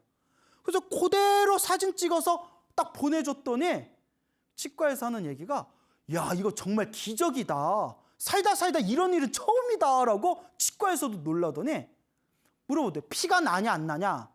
피 안 난다. 붓지는 않았냐? 붓지는 않았다. 그럼 괜찮다. 그러면 병원에 올 필요 없고 그 가글린을 해가지고 이렇게 잇몸 소독해서 그대로 두되 나중에 붓거나 문제가 생기면 그때 병원에 오셔라. 지금은 상황이 괜찮은 것 같다라고 하더래요. 그래놓고 이제 가글린에서 이제 소독하고 했는데 몇 날 며칠이 지나도 잇몸이 그대로 편안하고 아무 문제가 없더랍니다. 보살님하고 보살님들 가족들이 다 놀래서 세상에 어떻게 그렇게 몇 년 동안 고생했던 그 임플란트 치아 그 잇몸에 염증 생긴 게 갑자기 지가 우두둑 하면서 그 두 개가 나사까지 피 한 방울 안 나오고 깔끔하게 뚝 떨어질 수가 있냐고. 가족들도 서로 놀래가지고 야, 광우스님 불보살님 가피 이야기 그거 보더니 진짜 불보살님 가피 받으셨다고 그러니까 다들 신기해 하더랍니다. 그런데 그 보살님이 바로 그 만화로 보는 불보살님 가피 이야기를 만드신 젊은 우리 불자님의 어머니세요. 너무 놀랍지 않습니까? 그래서 제가 우스개로 우리 보살님이 불심이 지극해서 저렇게 훌륭한 딸을 낳았고 이 훌륭한 딸이 부처님을 위해서 부처님의 가르침을 펼치기 위해서 이렇게 좋은 내용을 만들었기 때문에 어머님이 가피를 받으셨나 봅니다 라고 제가 덕담을 드렸습니다. 여러분 너무 신기하고 재밌죠? 도대체 이 불보살님의 가피 이야기는 끝이 없습니다. 기억해 두세요. 불보살님의 가피 이야기는 불보살님의 가피는 네버엔딩 스토리입니다. 여러분 행복해지고 싶습니까? 행복한 삶을 창조하고 싶습니까? 복을 지으십시오. 선업을 지으십시오. 공덕을 쌓으십시오. 복과 선업과 공덕의 힘이 여러분들을 진정한 행복의 길로 이끌어 줄 것입니다. 오늘 여기서 마치겠습니다. 여러분 성불하십시오.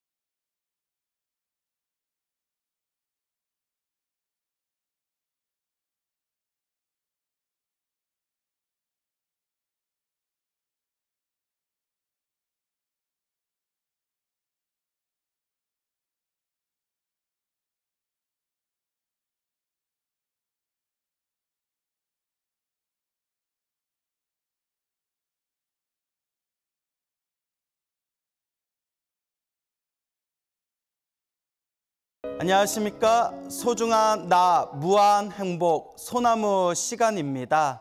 오늘 분위기가 무언가 다르죠? 이곳은 바로 청양의 안심사라는 사찰이 되겠습니다. 오늘 부처님 오신 날 특집으로 새롭게 여러분들에게 다가가고 또 여러분들에게 무언가 힐링하는 느낌 드리고 싶어서 또 답답한 마음에 치유하는 그런 환한 분위기 연출하고 싶어서 일부러 꽃이 가득하고 꽃이 아름답기로 유명한 도량 천양 안심사에서 여러분 만나 뵙게 되었습니다.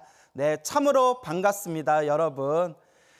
그리고 지금 이 천양 안심사에서 코로나 방역 수칙을 철저하게 준수해서 지금 촬영이 안전하게 이루어지고 있다는 것을 밝혀드리는 바입니다. 이 천양 안심사는 주지 스님이신 인자 득자 인득 스님께서 창건하신 사찰입니다. 그래서 이 인득 스님의 원력이 가득 담겨져 있는 이 아름다운 도량에서 또 우리 불자님들에게 소나무의 좋은 내용, 소중한 나 무한행복의 좋은 부처님의 가르침 전할 수 있는 기회를 만나서 저 개인적으로도 너무 흥겹게 생각을 합니다. 자, 오늘 여러분들에게 굉장히 재밌고 감동스러운 이야기를 준비했습니다. 제가 굉장히 아끼고 있었던 이야기거든요. 너무나 감동적인 이야기라서 이거 언제 터뜨릴까? 이거 그냥 아무 때나 터뜨리면 안 되고 특집 때 한번 이 이야기를, 이 썰을 좀 풀어야 되겠다 했는데 오늘 또 이렇게 좋은 도량에서 우리 불자님들에게 오늘의 감동적인 이야기를 들려드릴 수 있어서 저도 개인적으로 기분이 참 좋습니다. 여러분들 한번 제가 오늘 좋은 이야기 여러분들께 들려드릴 테니까 한번 귀를 기울여서 경청해 보시기 바랍니다. 지금 서대문구 연희동에 살고 계시는 지금 75살이 되신 75살이 되신 노보살님이 계세요. 그 보살님의 법명이 공덕행 보살님입니다. 공덕행, 공덕을 많이 실천했나 봐요. 그래서 법명이 공덕행 보살님이신데 이 공덕행 보살님이 소나무의 엄청난 애청자이고 엄청난 광팬이시랍니다.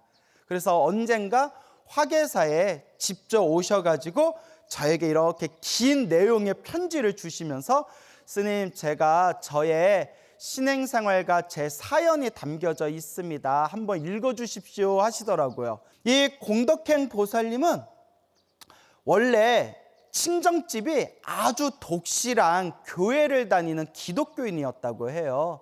그래서 부모님도 완전히 교회에 깊은 믿음을 가지신 분들이었고, 친오빠는 교회 집사셨고, 올케 언니는 권사셨고, 또 자기도 어렸을 때부터 교회를 다니면서 성인이 되어서는 주일학교에서, 교회 주일학교에서 아이들을 가르치는 교사였다고 합니다. 그렇게 독실한 집안에 그런 어떤 기독교 신자로서 지내고 있었는데요. 요 공덕행 보살님이 어렸을 때부터 갓난아기였을 때 요 귀병을 좀 앓았대요. 그래서 그 어렸을 때부터 자꾸 귀에서 줄줄 고름이 새어 나왔다고 합니다. 그래서 이 귀병이 굉장히 심했는데 무슨 약을 쓰고 무슨 치료를 받아도 그 귀병이 낫지를 않더래요. 낫지를 않으니까 어머니께서 하다 어떤 민간 비방을 사용했냐면, 여러분 거머리 아시죠? 거머리. 거머리를 막 그걸 조각조각 그걸 잘라가지고 그걸 빻아서 거기다 참기름을 붓는데요. 거머리에다 이제 참기름을 부어가지고 그걸 막 버무려가지고 그걸 이렇게 귀 속에 집어넣는 비방이 있었다고 합니다. 좀 더럽죠?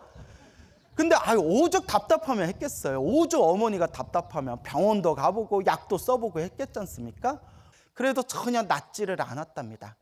그러니까 그 귀병 때문에 항상 이제 성인이 된 뒤에도 굉장히 고생을 했었는데 어느 날이었대요. 이제 교회를 열심히 다니고 있었던 20대 초반의 어느 날, 이렇게 탁발하는 스님이 집에 싹 찾아오셨대요. 또로록 똑 또로록 똑 목탁을 치면서 이제 탁발을 오셨는데, 근데 깜짝 놀래가지고 자기 집에 스님이 이렇게 탁발하러 오신 경우가 처음이었대요. 근데 우리가 종교가 다르면 우리는 교회 다녀요, 다른 데로 가세요, 이럴 수도 있잖아요. 근데 보살님이 참 착하셨던 것 같아. 심성이 참 고우셨던 것 같아요.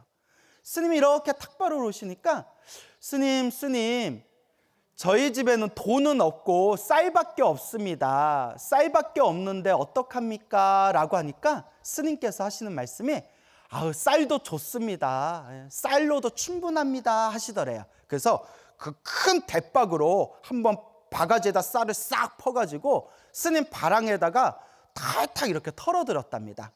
그래서 스님께서 고맙다는 뜻으로 관세음 보살, 관세음 보살 이렇게 목탁을 또르륵 또르륵 치시면서 뒷걸음질치면서 나가시는데 그 목탁 소리와 연불이 얼찌나 맑고 깨끗하고 청아한지 마음속에서 엄청난 기쁨과 환희감이 막 일어났대요.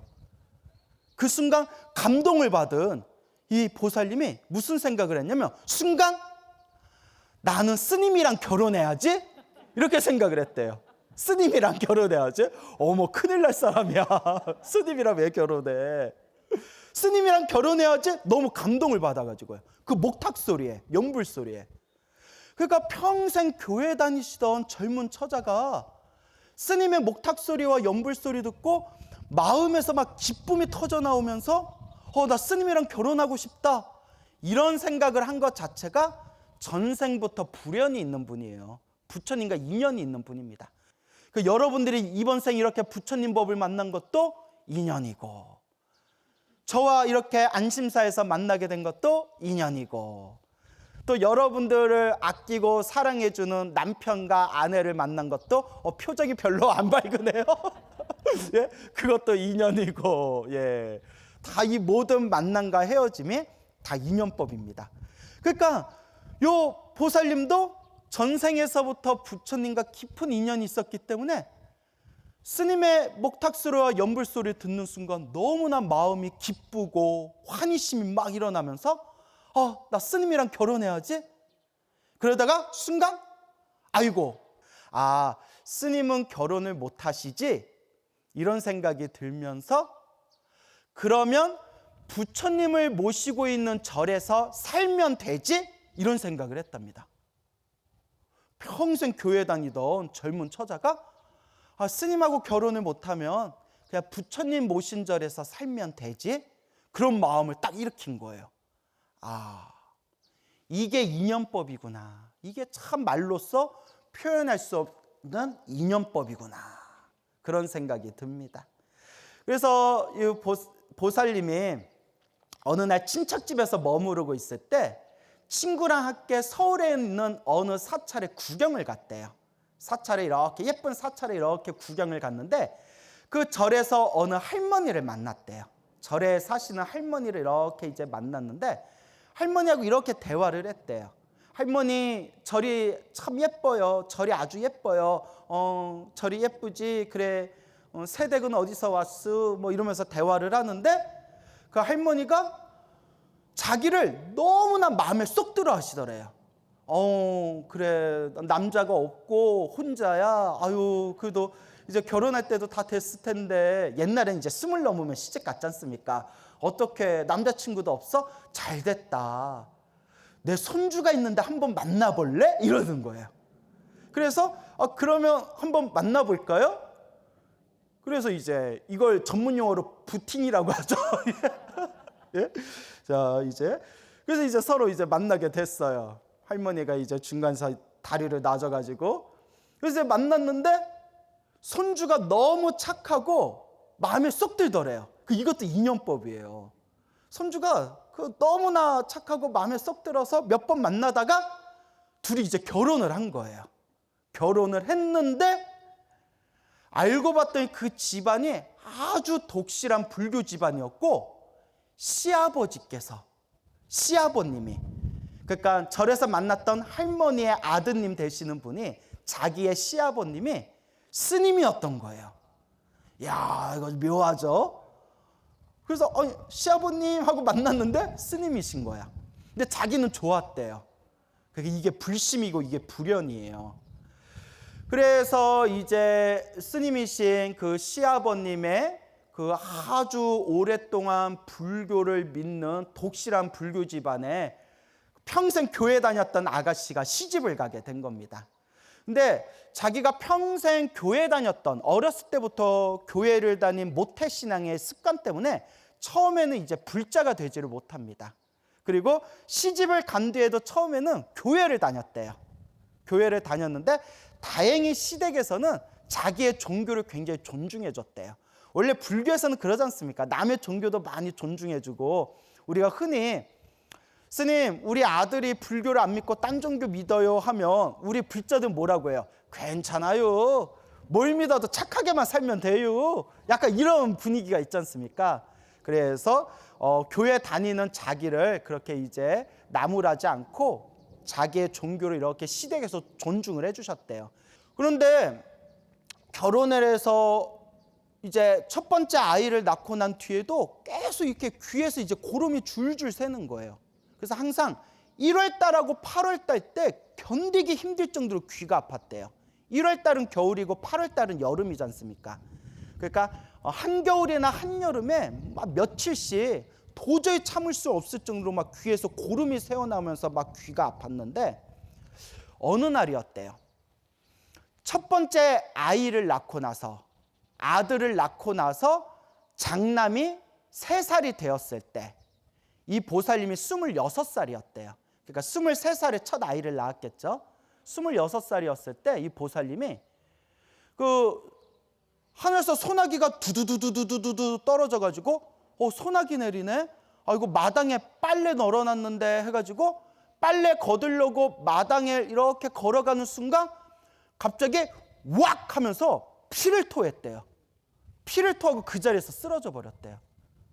집안에서 난리가 나가지고 큰 병원에 데려갔겠죠. 근데 의사가 다 이렇게 검진을 하고 난 뒤에 폐병입니다. 폐병입니다. 그리고 지금 손을 쓰기에는 너무 늦은 것 같습니다.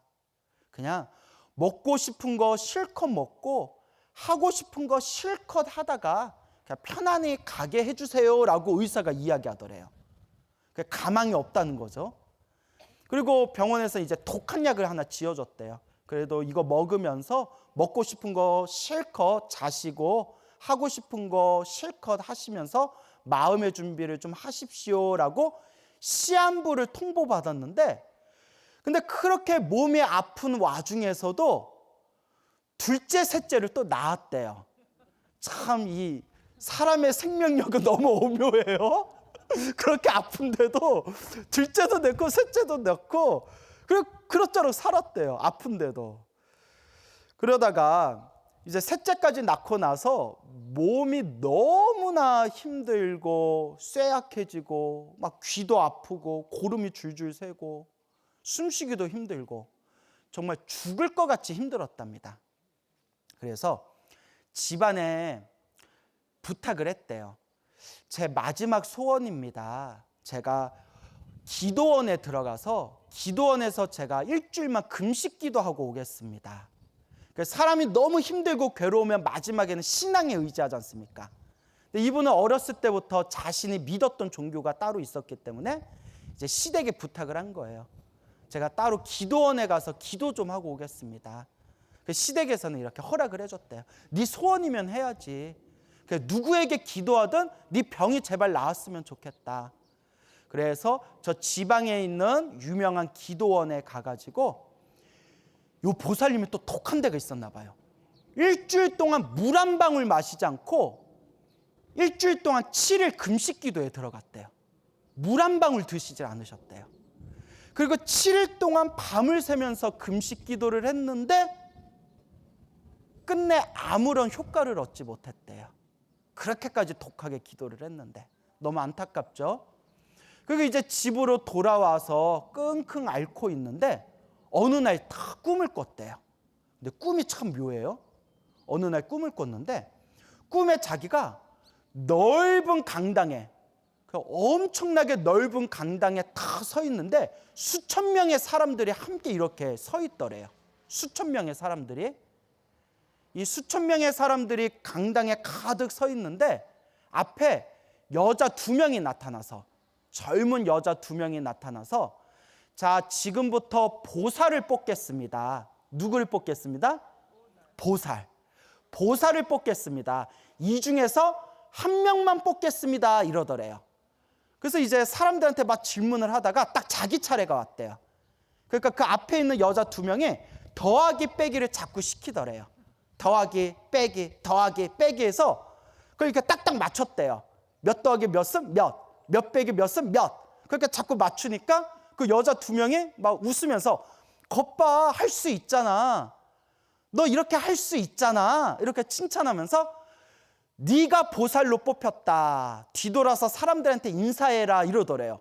그래서 내가 보살? 뭐 이러면서 뒤돌아서 사람들에게 딱 인사하고 고개를 딱 들었더니 그 강당에 수많은 사람들이 흔적도 없이 사라지고 그 넓은 강당에 자기만 혼자 딱 서 있더래요.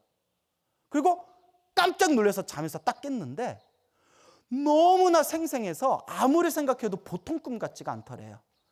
고민하다 꿈에서 자기가 보살로 뽑혔잖아요. 보살이 불교를 수행하는 거룩한 수행자들을 보살이라고 부르잖아요.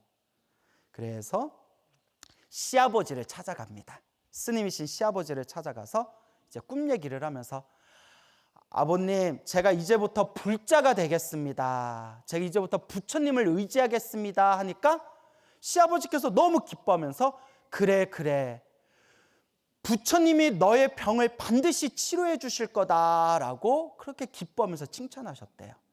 근데 그때 귀에서 또 고름이 줄줄 새어나오면서 너무나 귀가 아프니까 이제 시아버님께서 이제 네가 이제 불자가 됐으니까, 네가 보살이 됐으니까 오직 부처님을 의지해서 기도해봐라 라고 이제 시아버지께서 권유를 합니다. 그래서 귀가 너무 아파서 집안에 하던 일들을 다 내려놓고 법당에 가서 기도만 했대요. 어찌나 귀가 아픈지 부처님 제 귀가 너무 아파요. 저 너무 아픕니다. 너무 힘들어요. 부처님 제발 저 귀 좀 안 아프게 해주세요 라고 한없이 기도를 올렸대요. 그렇게 한 달, 2달, 석 달이 딱 지났는데 고름이 안 나오더래요. 고름이. 그리고 점점 통증이 줄어들더니 귀가 안 아프더래요. 귀가 자연 치유가 된 거예요. 갓난아기 때부터 아팠던 귀가 부처님한테 기도하고 3개월 만에 그토록 자기를 괴롭혔던 귀병이 사라진 거예요. 이쯤 되면 사람이 안 믿을 수가 없어요. 아, 뭔가 있구나. 정말 부처님께서 나에게 힘을 주신 거구나. 나에게 가피를 주신 거구나. 그리고 시아버지를 찾아가서 시아버지, 제가 이제 부처님께 의지해서 기도를 하겠습니다. 제가 이제 아버님이 시키는 대로 하겠습니다. 오직 아버님의 뜻대로 하겠습니다 하니까 시아버님이 다 고개를 끄덕이면서 너무 기뻐하시면서 그래 부처님이 반드시 너를 도와주시고 너의 그 폐병까지 낫게 해주실 거다. 그러면서 며느리한테, 요 보살님한테 시아버지께서 관세음보살 보문품 책을 주셨대요. 관세음보살 보문품 아시죠? 관세음보살 보문품 책을 주시고 관세음보살 42수주를 가르쳐 주셨대요. 관세음보살 42가지 그 주문 아시죠? 예, 불자라면 다 아실 거예요.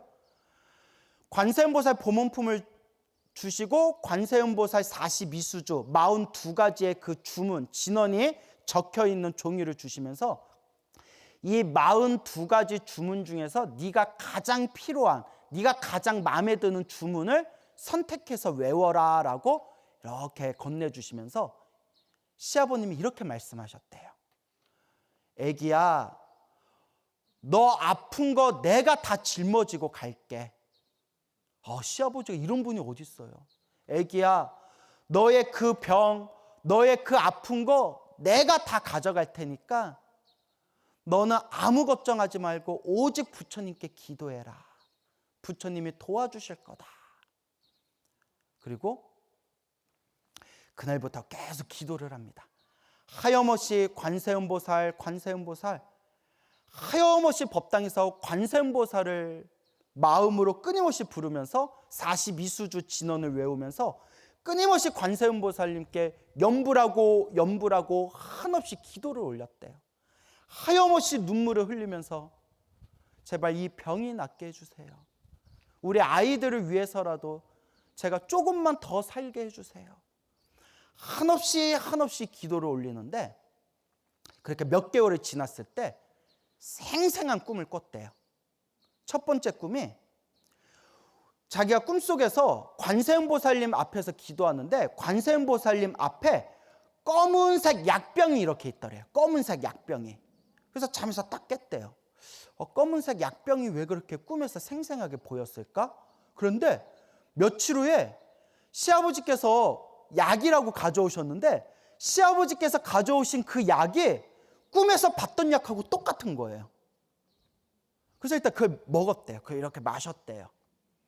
그리고 또 계속 기도를 했는데 또 두 번째 꿈을 꿨는데 두 번째 꿈도 부처님 앞에 그 꿈에서 봤던 검은색 약병이 또 놓여져 있더래요.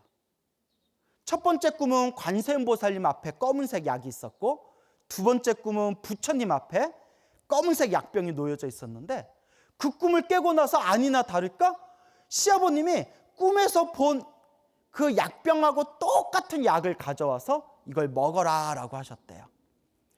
그래서 꿈에서 똑같은 약병 두 개를 보고 시아버지가 가져오신 그 약을 두 번을 그렇게 먹고 나니까 그토록 자신을 힘들고 괴롭고 그 엄청난 통증을 일으키던 그 아픔이, 그 고통이 싹 사라졌대요. 그래서 병원을 갔더니 병원에서 혀를 끌끌 차면서 의사가 하는 말이 폐가 다 녹아가지고 거미줄처럼 너덜너덜해졌습니다 이러는 거예요. 그런데 희한한 게 아프다 안 아프다? 아프지가 않더래요. 겉으로 볼 때는 너무나 멀쩡하더래요. 그때 보살님이 생각하기를 불보살 가피구나. 내 기도의 힘으로 부처님께서 도와주신 거구나. 부처님의 가피가 아니었으면 나는 벌써 죽은 목숨이었겠구나 라는 생각이 들더랍니다. 그 보살님이 그렇게 기도를 할 때 꿈에서 어느 날 대세지 보살님이 나타나셨대요. 꿈에 대세지 보살님이 싹 나타나더니 자신을 데리고 큰 들판을 데려가셨대요. 그 들판에 그 익은 벼들이 쫙 펼쳐져 있는데 대세지 보살이 자기한테 그 익은 벼들을 딱 보여주면서 저 벼가 보이지? 저 익은 벼들처럼 저 익은 벼와 같이 너도 항상 머리를 고개 숙이고 항상 겸손하게 살거라. 그리고 아무리 힘들고 괴로워도 다 내 탓이요 라고 생각하고 아무리 힘들고 괴로워도 꾹 참아라.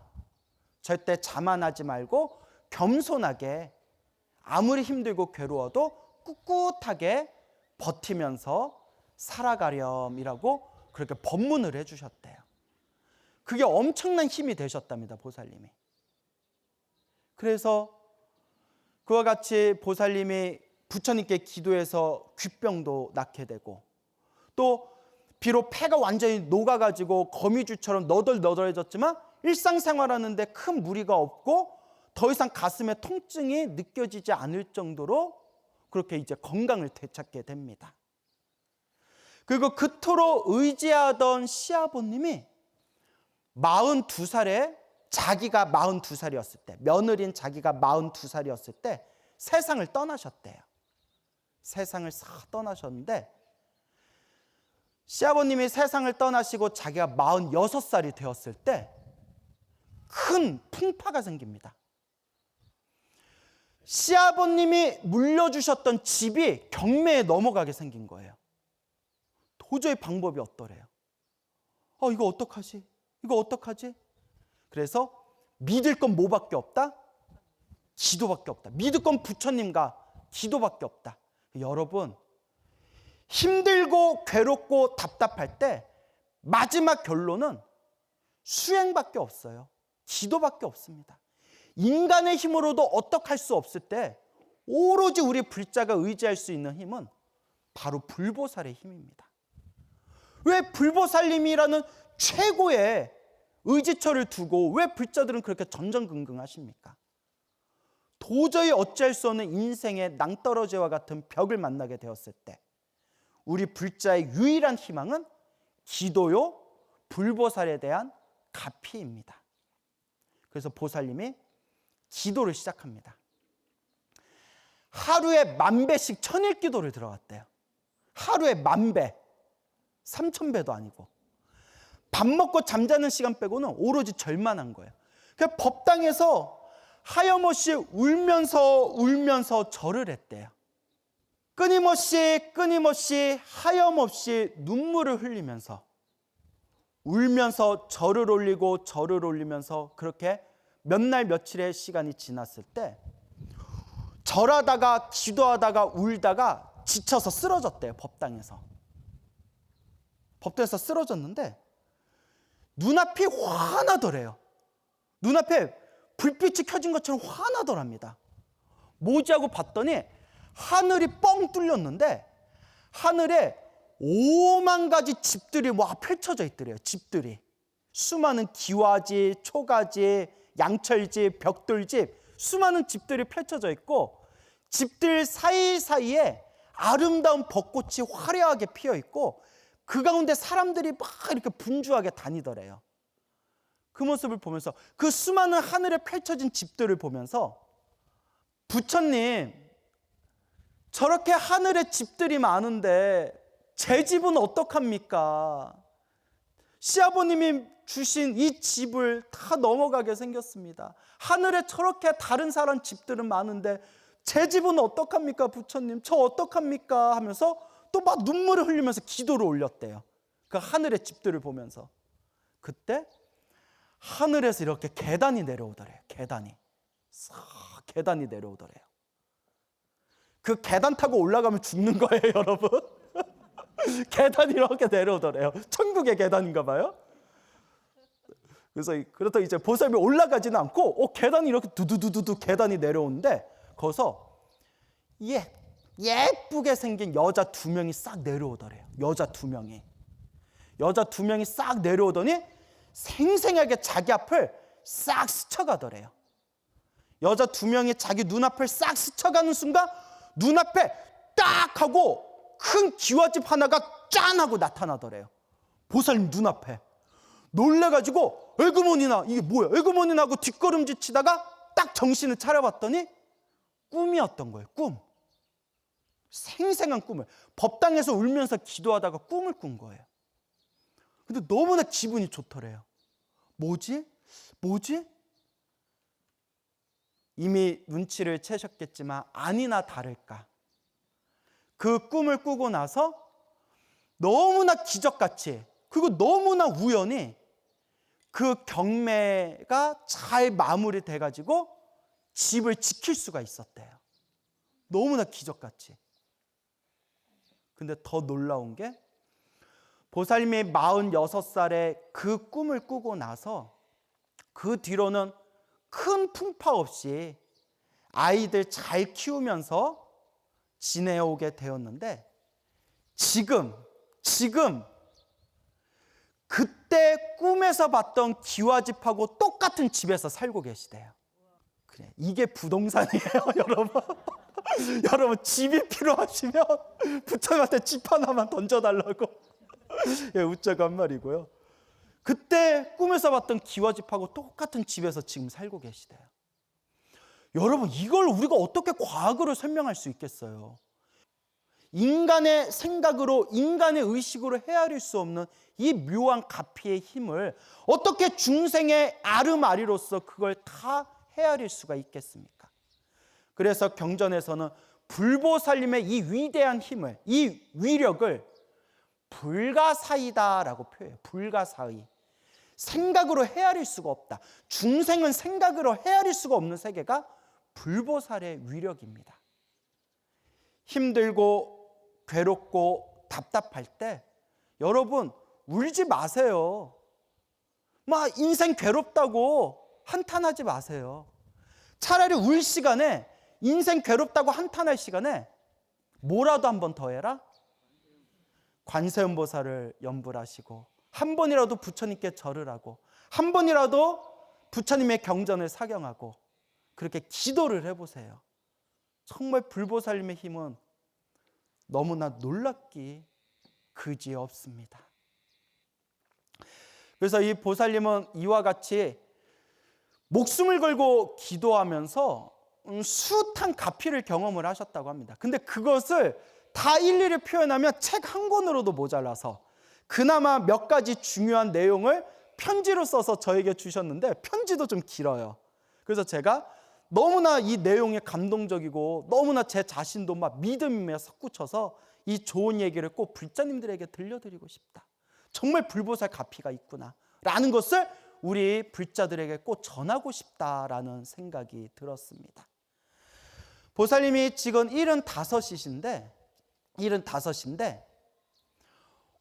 콩팥하고 폐하고 심장이 거의 다 녹아 있대요. 지금 녹아 있는데 겉으로는 멀쩡한데 폐하고 심장이 완전히 거의 너덜너덜해져 있는 상태라서 병원에 가면 의료진들 다들 놀란대요. 어떻게 이 몸으로 지금 걸어 다니시냐고, 이 몸으로 어떻게 움직이시냐고. 병원에서도 기적이라고 한대. 기적이라고. 그런데 아무리 생각해도 자기가 이렇게라도 몸을 건사할 수 있는 게 기도의 힘이었고 불보살의 가피였다. 이 공덕행 보살님이 그 폐병을 치유하기 위해서 한없이 부처님한테 기도할 때 뭐라고 소원을 빌었냐면, 장남이 첫 아들이 20살 될 때까지만 살게 해주세요라고 기도했대요. 몇 살 될 때까지만? 20살 될 때까지만 저 살게 해주세요라고 기도를 올렸다고 합니다. 왜냐? 아무리 봐도 자기가 오래 살 수는 없을 것 같은데 아들을 셋이나 낳았는데, 아니 그 몸이 안 좋으신데도 어째 그렇게 잘 나오셨어? 그것도 인연법인가? 아들을 셋이나 낳았는데 그 어린 아들들을 두고 떠나려니까 눈이 안 감아질 것 같다라는 거예요. 근데 장남이 20살 성인이 되면 그래도 장남이 동생들 뒷바라지는 해주겠지라는 그런 안도감에 자기가 편히 떠날 수 있을 것 같더라. 그래서 부처님한테, 부처님 우리 큰아들이 딱 20살 될 때까지만 살게 해주세요. 큰아들이 20살 되는 순간 부처님이 나타나셔서 자 어서 가자라고 하면 아무 군말 없이 따라가겠습니다. 20살까지만 제가, 우리 큰아들 20살까지만 살게 해주세요 라고 했는데, 보살님이 하시는 말씀이, 스님 제 나이가 벌써 75입니다. 제가 부처님께 소원을 빌었던 것보다 몇 배는 더 살고 있는 것 같습니다. 부처님 감사합니다. 부처님 감사합니다. 부처님이 아니면 제가 어떻게 이런 복을 누릴 수 있겠습니까? 라고 눈물을 글썽거리시더라고요. 그리고 더 놀라운 게, 요 보살님이 처음에 스님이란 분을 만나서 스님에게 탁발을 했을 때 목탁 소리와 관세음보살 소리를 들으면서 나 누구랑 결혼해야지? 스님이랑 결혼해야지 하다가 아유 스님은 결혼 못하지? 라고 했다고 했잖아요. 대박. 결국 스님하고 결혼을 못하니까 남편을 스님으로 만들었어. 예. 남편을 스님으로 출가시키셨대요. 스님이셨던 시아버지의 유언이셨대요. 우리 집안에 너의 남편이, 네 남편이 스님이 돼야 된다. 스님이 되어야 될 사람이다. 지금은 아직 인연이 닿지 않았는데 네가 네 남편을 좋은 길로, 이 부처님의 길로 꼭 네가 인도해 주길 바란다 라고 살아생전 돌아가시기 전에 그렇게 유언처럼 남기셨답니다. 하염없이 부처님께 기도 올리면서 부처님 우리 남편 부처님 제자 되게 해주십시오 라고 기도하면서 맨날 남편한테 설득을 했대요. 스님 머리 깎고 스님 됩시다. 아유 머리 깎고 스님 되세요. 당신은 설득이라고 했지만 내가 딱 들어보니까 이건 잔소리야, 잔소리. 예? 그래서 남편을 출가 수행자로, 스님으로 출가를 시켰는데, 더 놀라운 거는 1+1, 1+2, 첫째 아들, 둘째 아들까지 다 출가시켰대요. 예, 정말 대단한 분이 아닐 수 없습니다.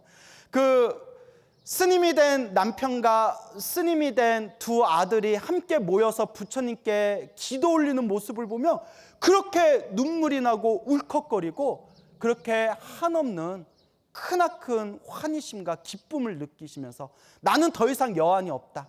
나는 더 이상 여한이 없다. 그저 내 마지막 원력이 있다면 세세생생 태어날 때마다 부처님 은혜 갖는 것이다 라고 말씀을 하십니다. 정말 대단하죠. 요 보살님이 얼마 전에 꿈을 꾸셨대요.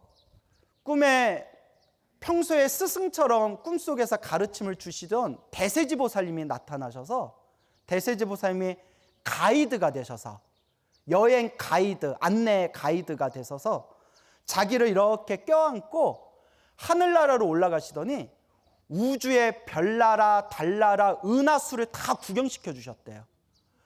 살아생전에 그렇게 아름다운 곳은 처음 봤대요. 구석구석 그 짧은 꿈 안에서 구석구석 온 우주의 아름다운 곳을 다 구경시켜 주셨대요. 제가 그걸 딱 이렇게 보는 순간 아마 천상세계를 구경하신 것 같아요. 그 경전에 봐도 그런 내용이 나와요. 이게 다 없는 내용이 아니에요. 대세지 보살님이 구석구석 다 자기를 여행 가이드처럼 안내해 주시는데 마치 보살님 느낌이 대세지 보살님이 마지막 선물을 주신 것 같은 느낌이 싹 들더래요. 아, 나 평생 고생하고 평생 기도했다고 나에게 선물 주시는가 보구나. 그리고 이 얘기는 제 입으로 이야기하기가 부끄러운데 그냥 한번 웃고 넘어가 주세요. 꿈에서 대세지 보살님이 이러시더래요. 얘야, 너의 그 사연을 광우 스님에게 보내면 어떻겠니? 이러시더래요. 그래서 제가 물론 그냥 꿈이니까 꿈은 집착하면 안 되지만 그냥 웃고 넘어가야 되지만 그냥 제가 혼자 흐뭇하게 무슨 생각했냐면 우리 소나무의 명성이 대세지 보살에까지 알려졌구나. 네, 대세지 보살님이 너의 그 이야기를 광우 스님한테 보내면 어떻겠니? 라고 꿈에서 대세지 보살님이 권유를 하시더래요. 그래서 아주 예쁜 글씨로 정성스럽게 편지를 써서 저한테 화계사에 직접 가져오셨습니다. 그리고 만나뵐 때도 참 보통 분이 아니다 생각을 했지만 나중에 정말 너무 겸손하시더라고요. 나중에 제 방 안에서 편지를 딱 보면서 엄청난 제 감동을 느꼈습니다. 나보다 더 스님답다. 부끄럽지만 나보다 더 진짜 부처님 제자답다라는 생각이 들었습니다. 어때요? 오늘 이 어느 불자님의 이 아름다운 이야기 재밌으셨어요? 이야기를 하면서도 제가 감동이 느껴집니다. 이렇게 보이지 않는 곳에 너무나 훌륭한 불자님들이 많으신 것 같아요. 이렇게 보이지 않는 곳에 오로지 불심으로 충만하신 이 불자님들 덕분에 그래도 오늘날 이 한국 불교가 유지되고 지탱되고 있다는 느낌이 듭니다. 여러분, 항상 제가 불자님들에게 마지막으로 드리는 이야기가 있습니다.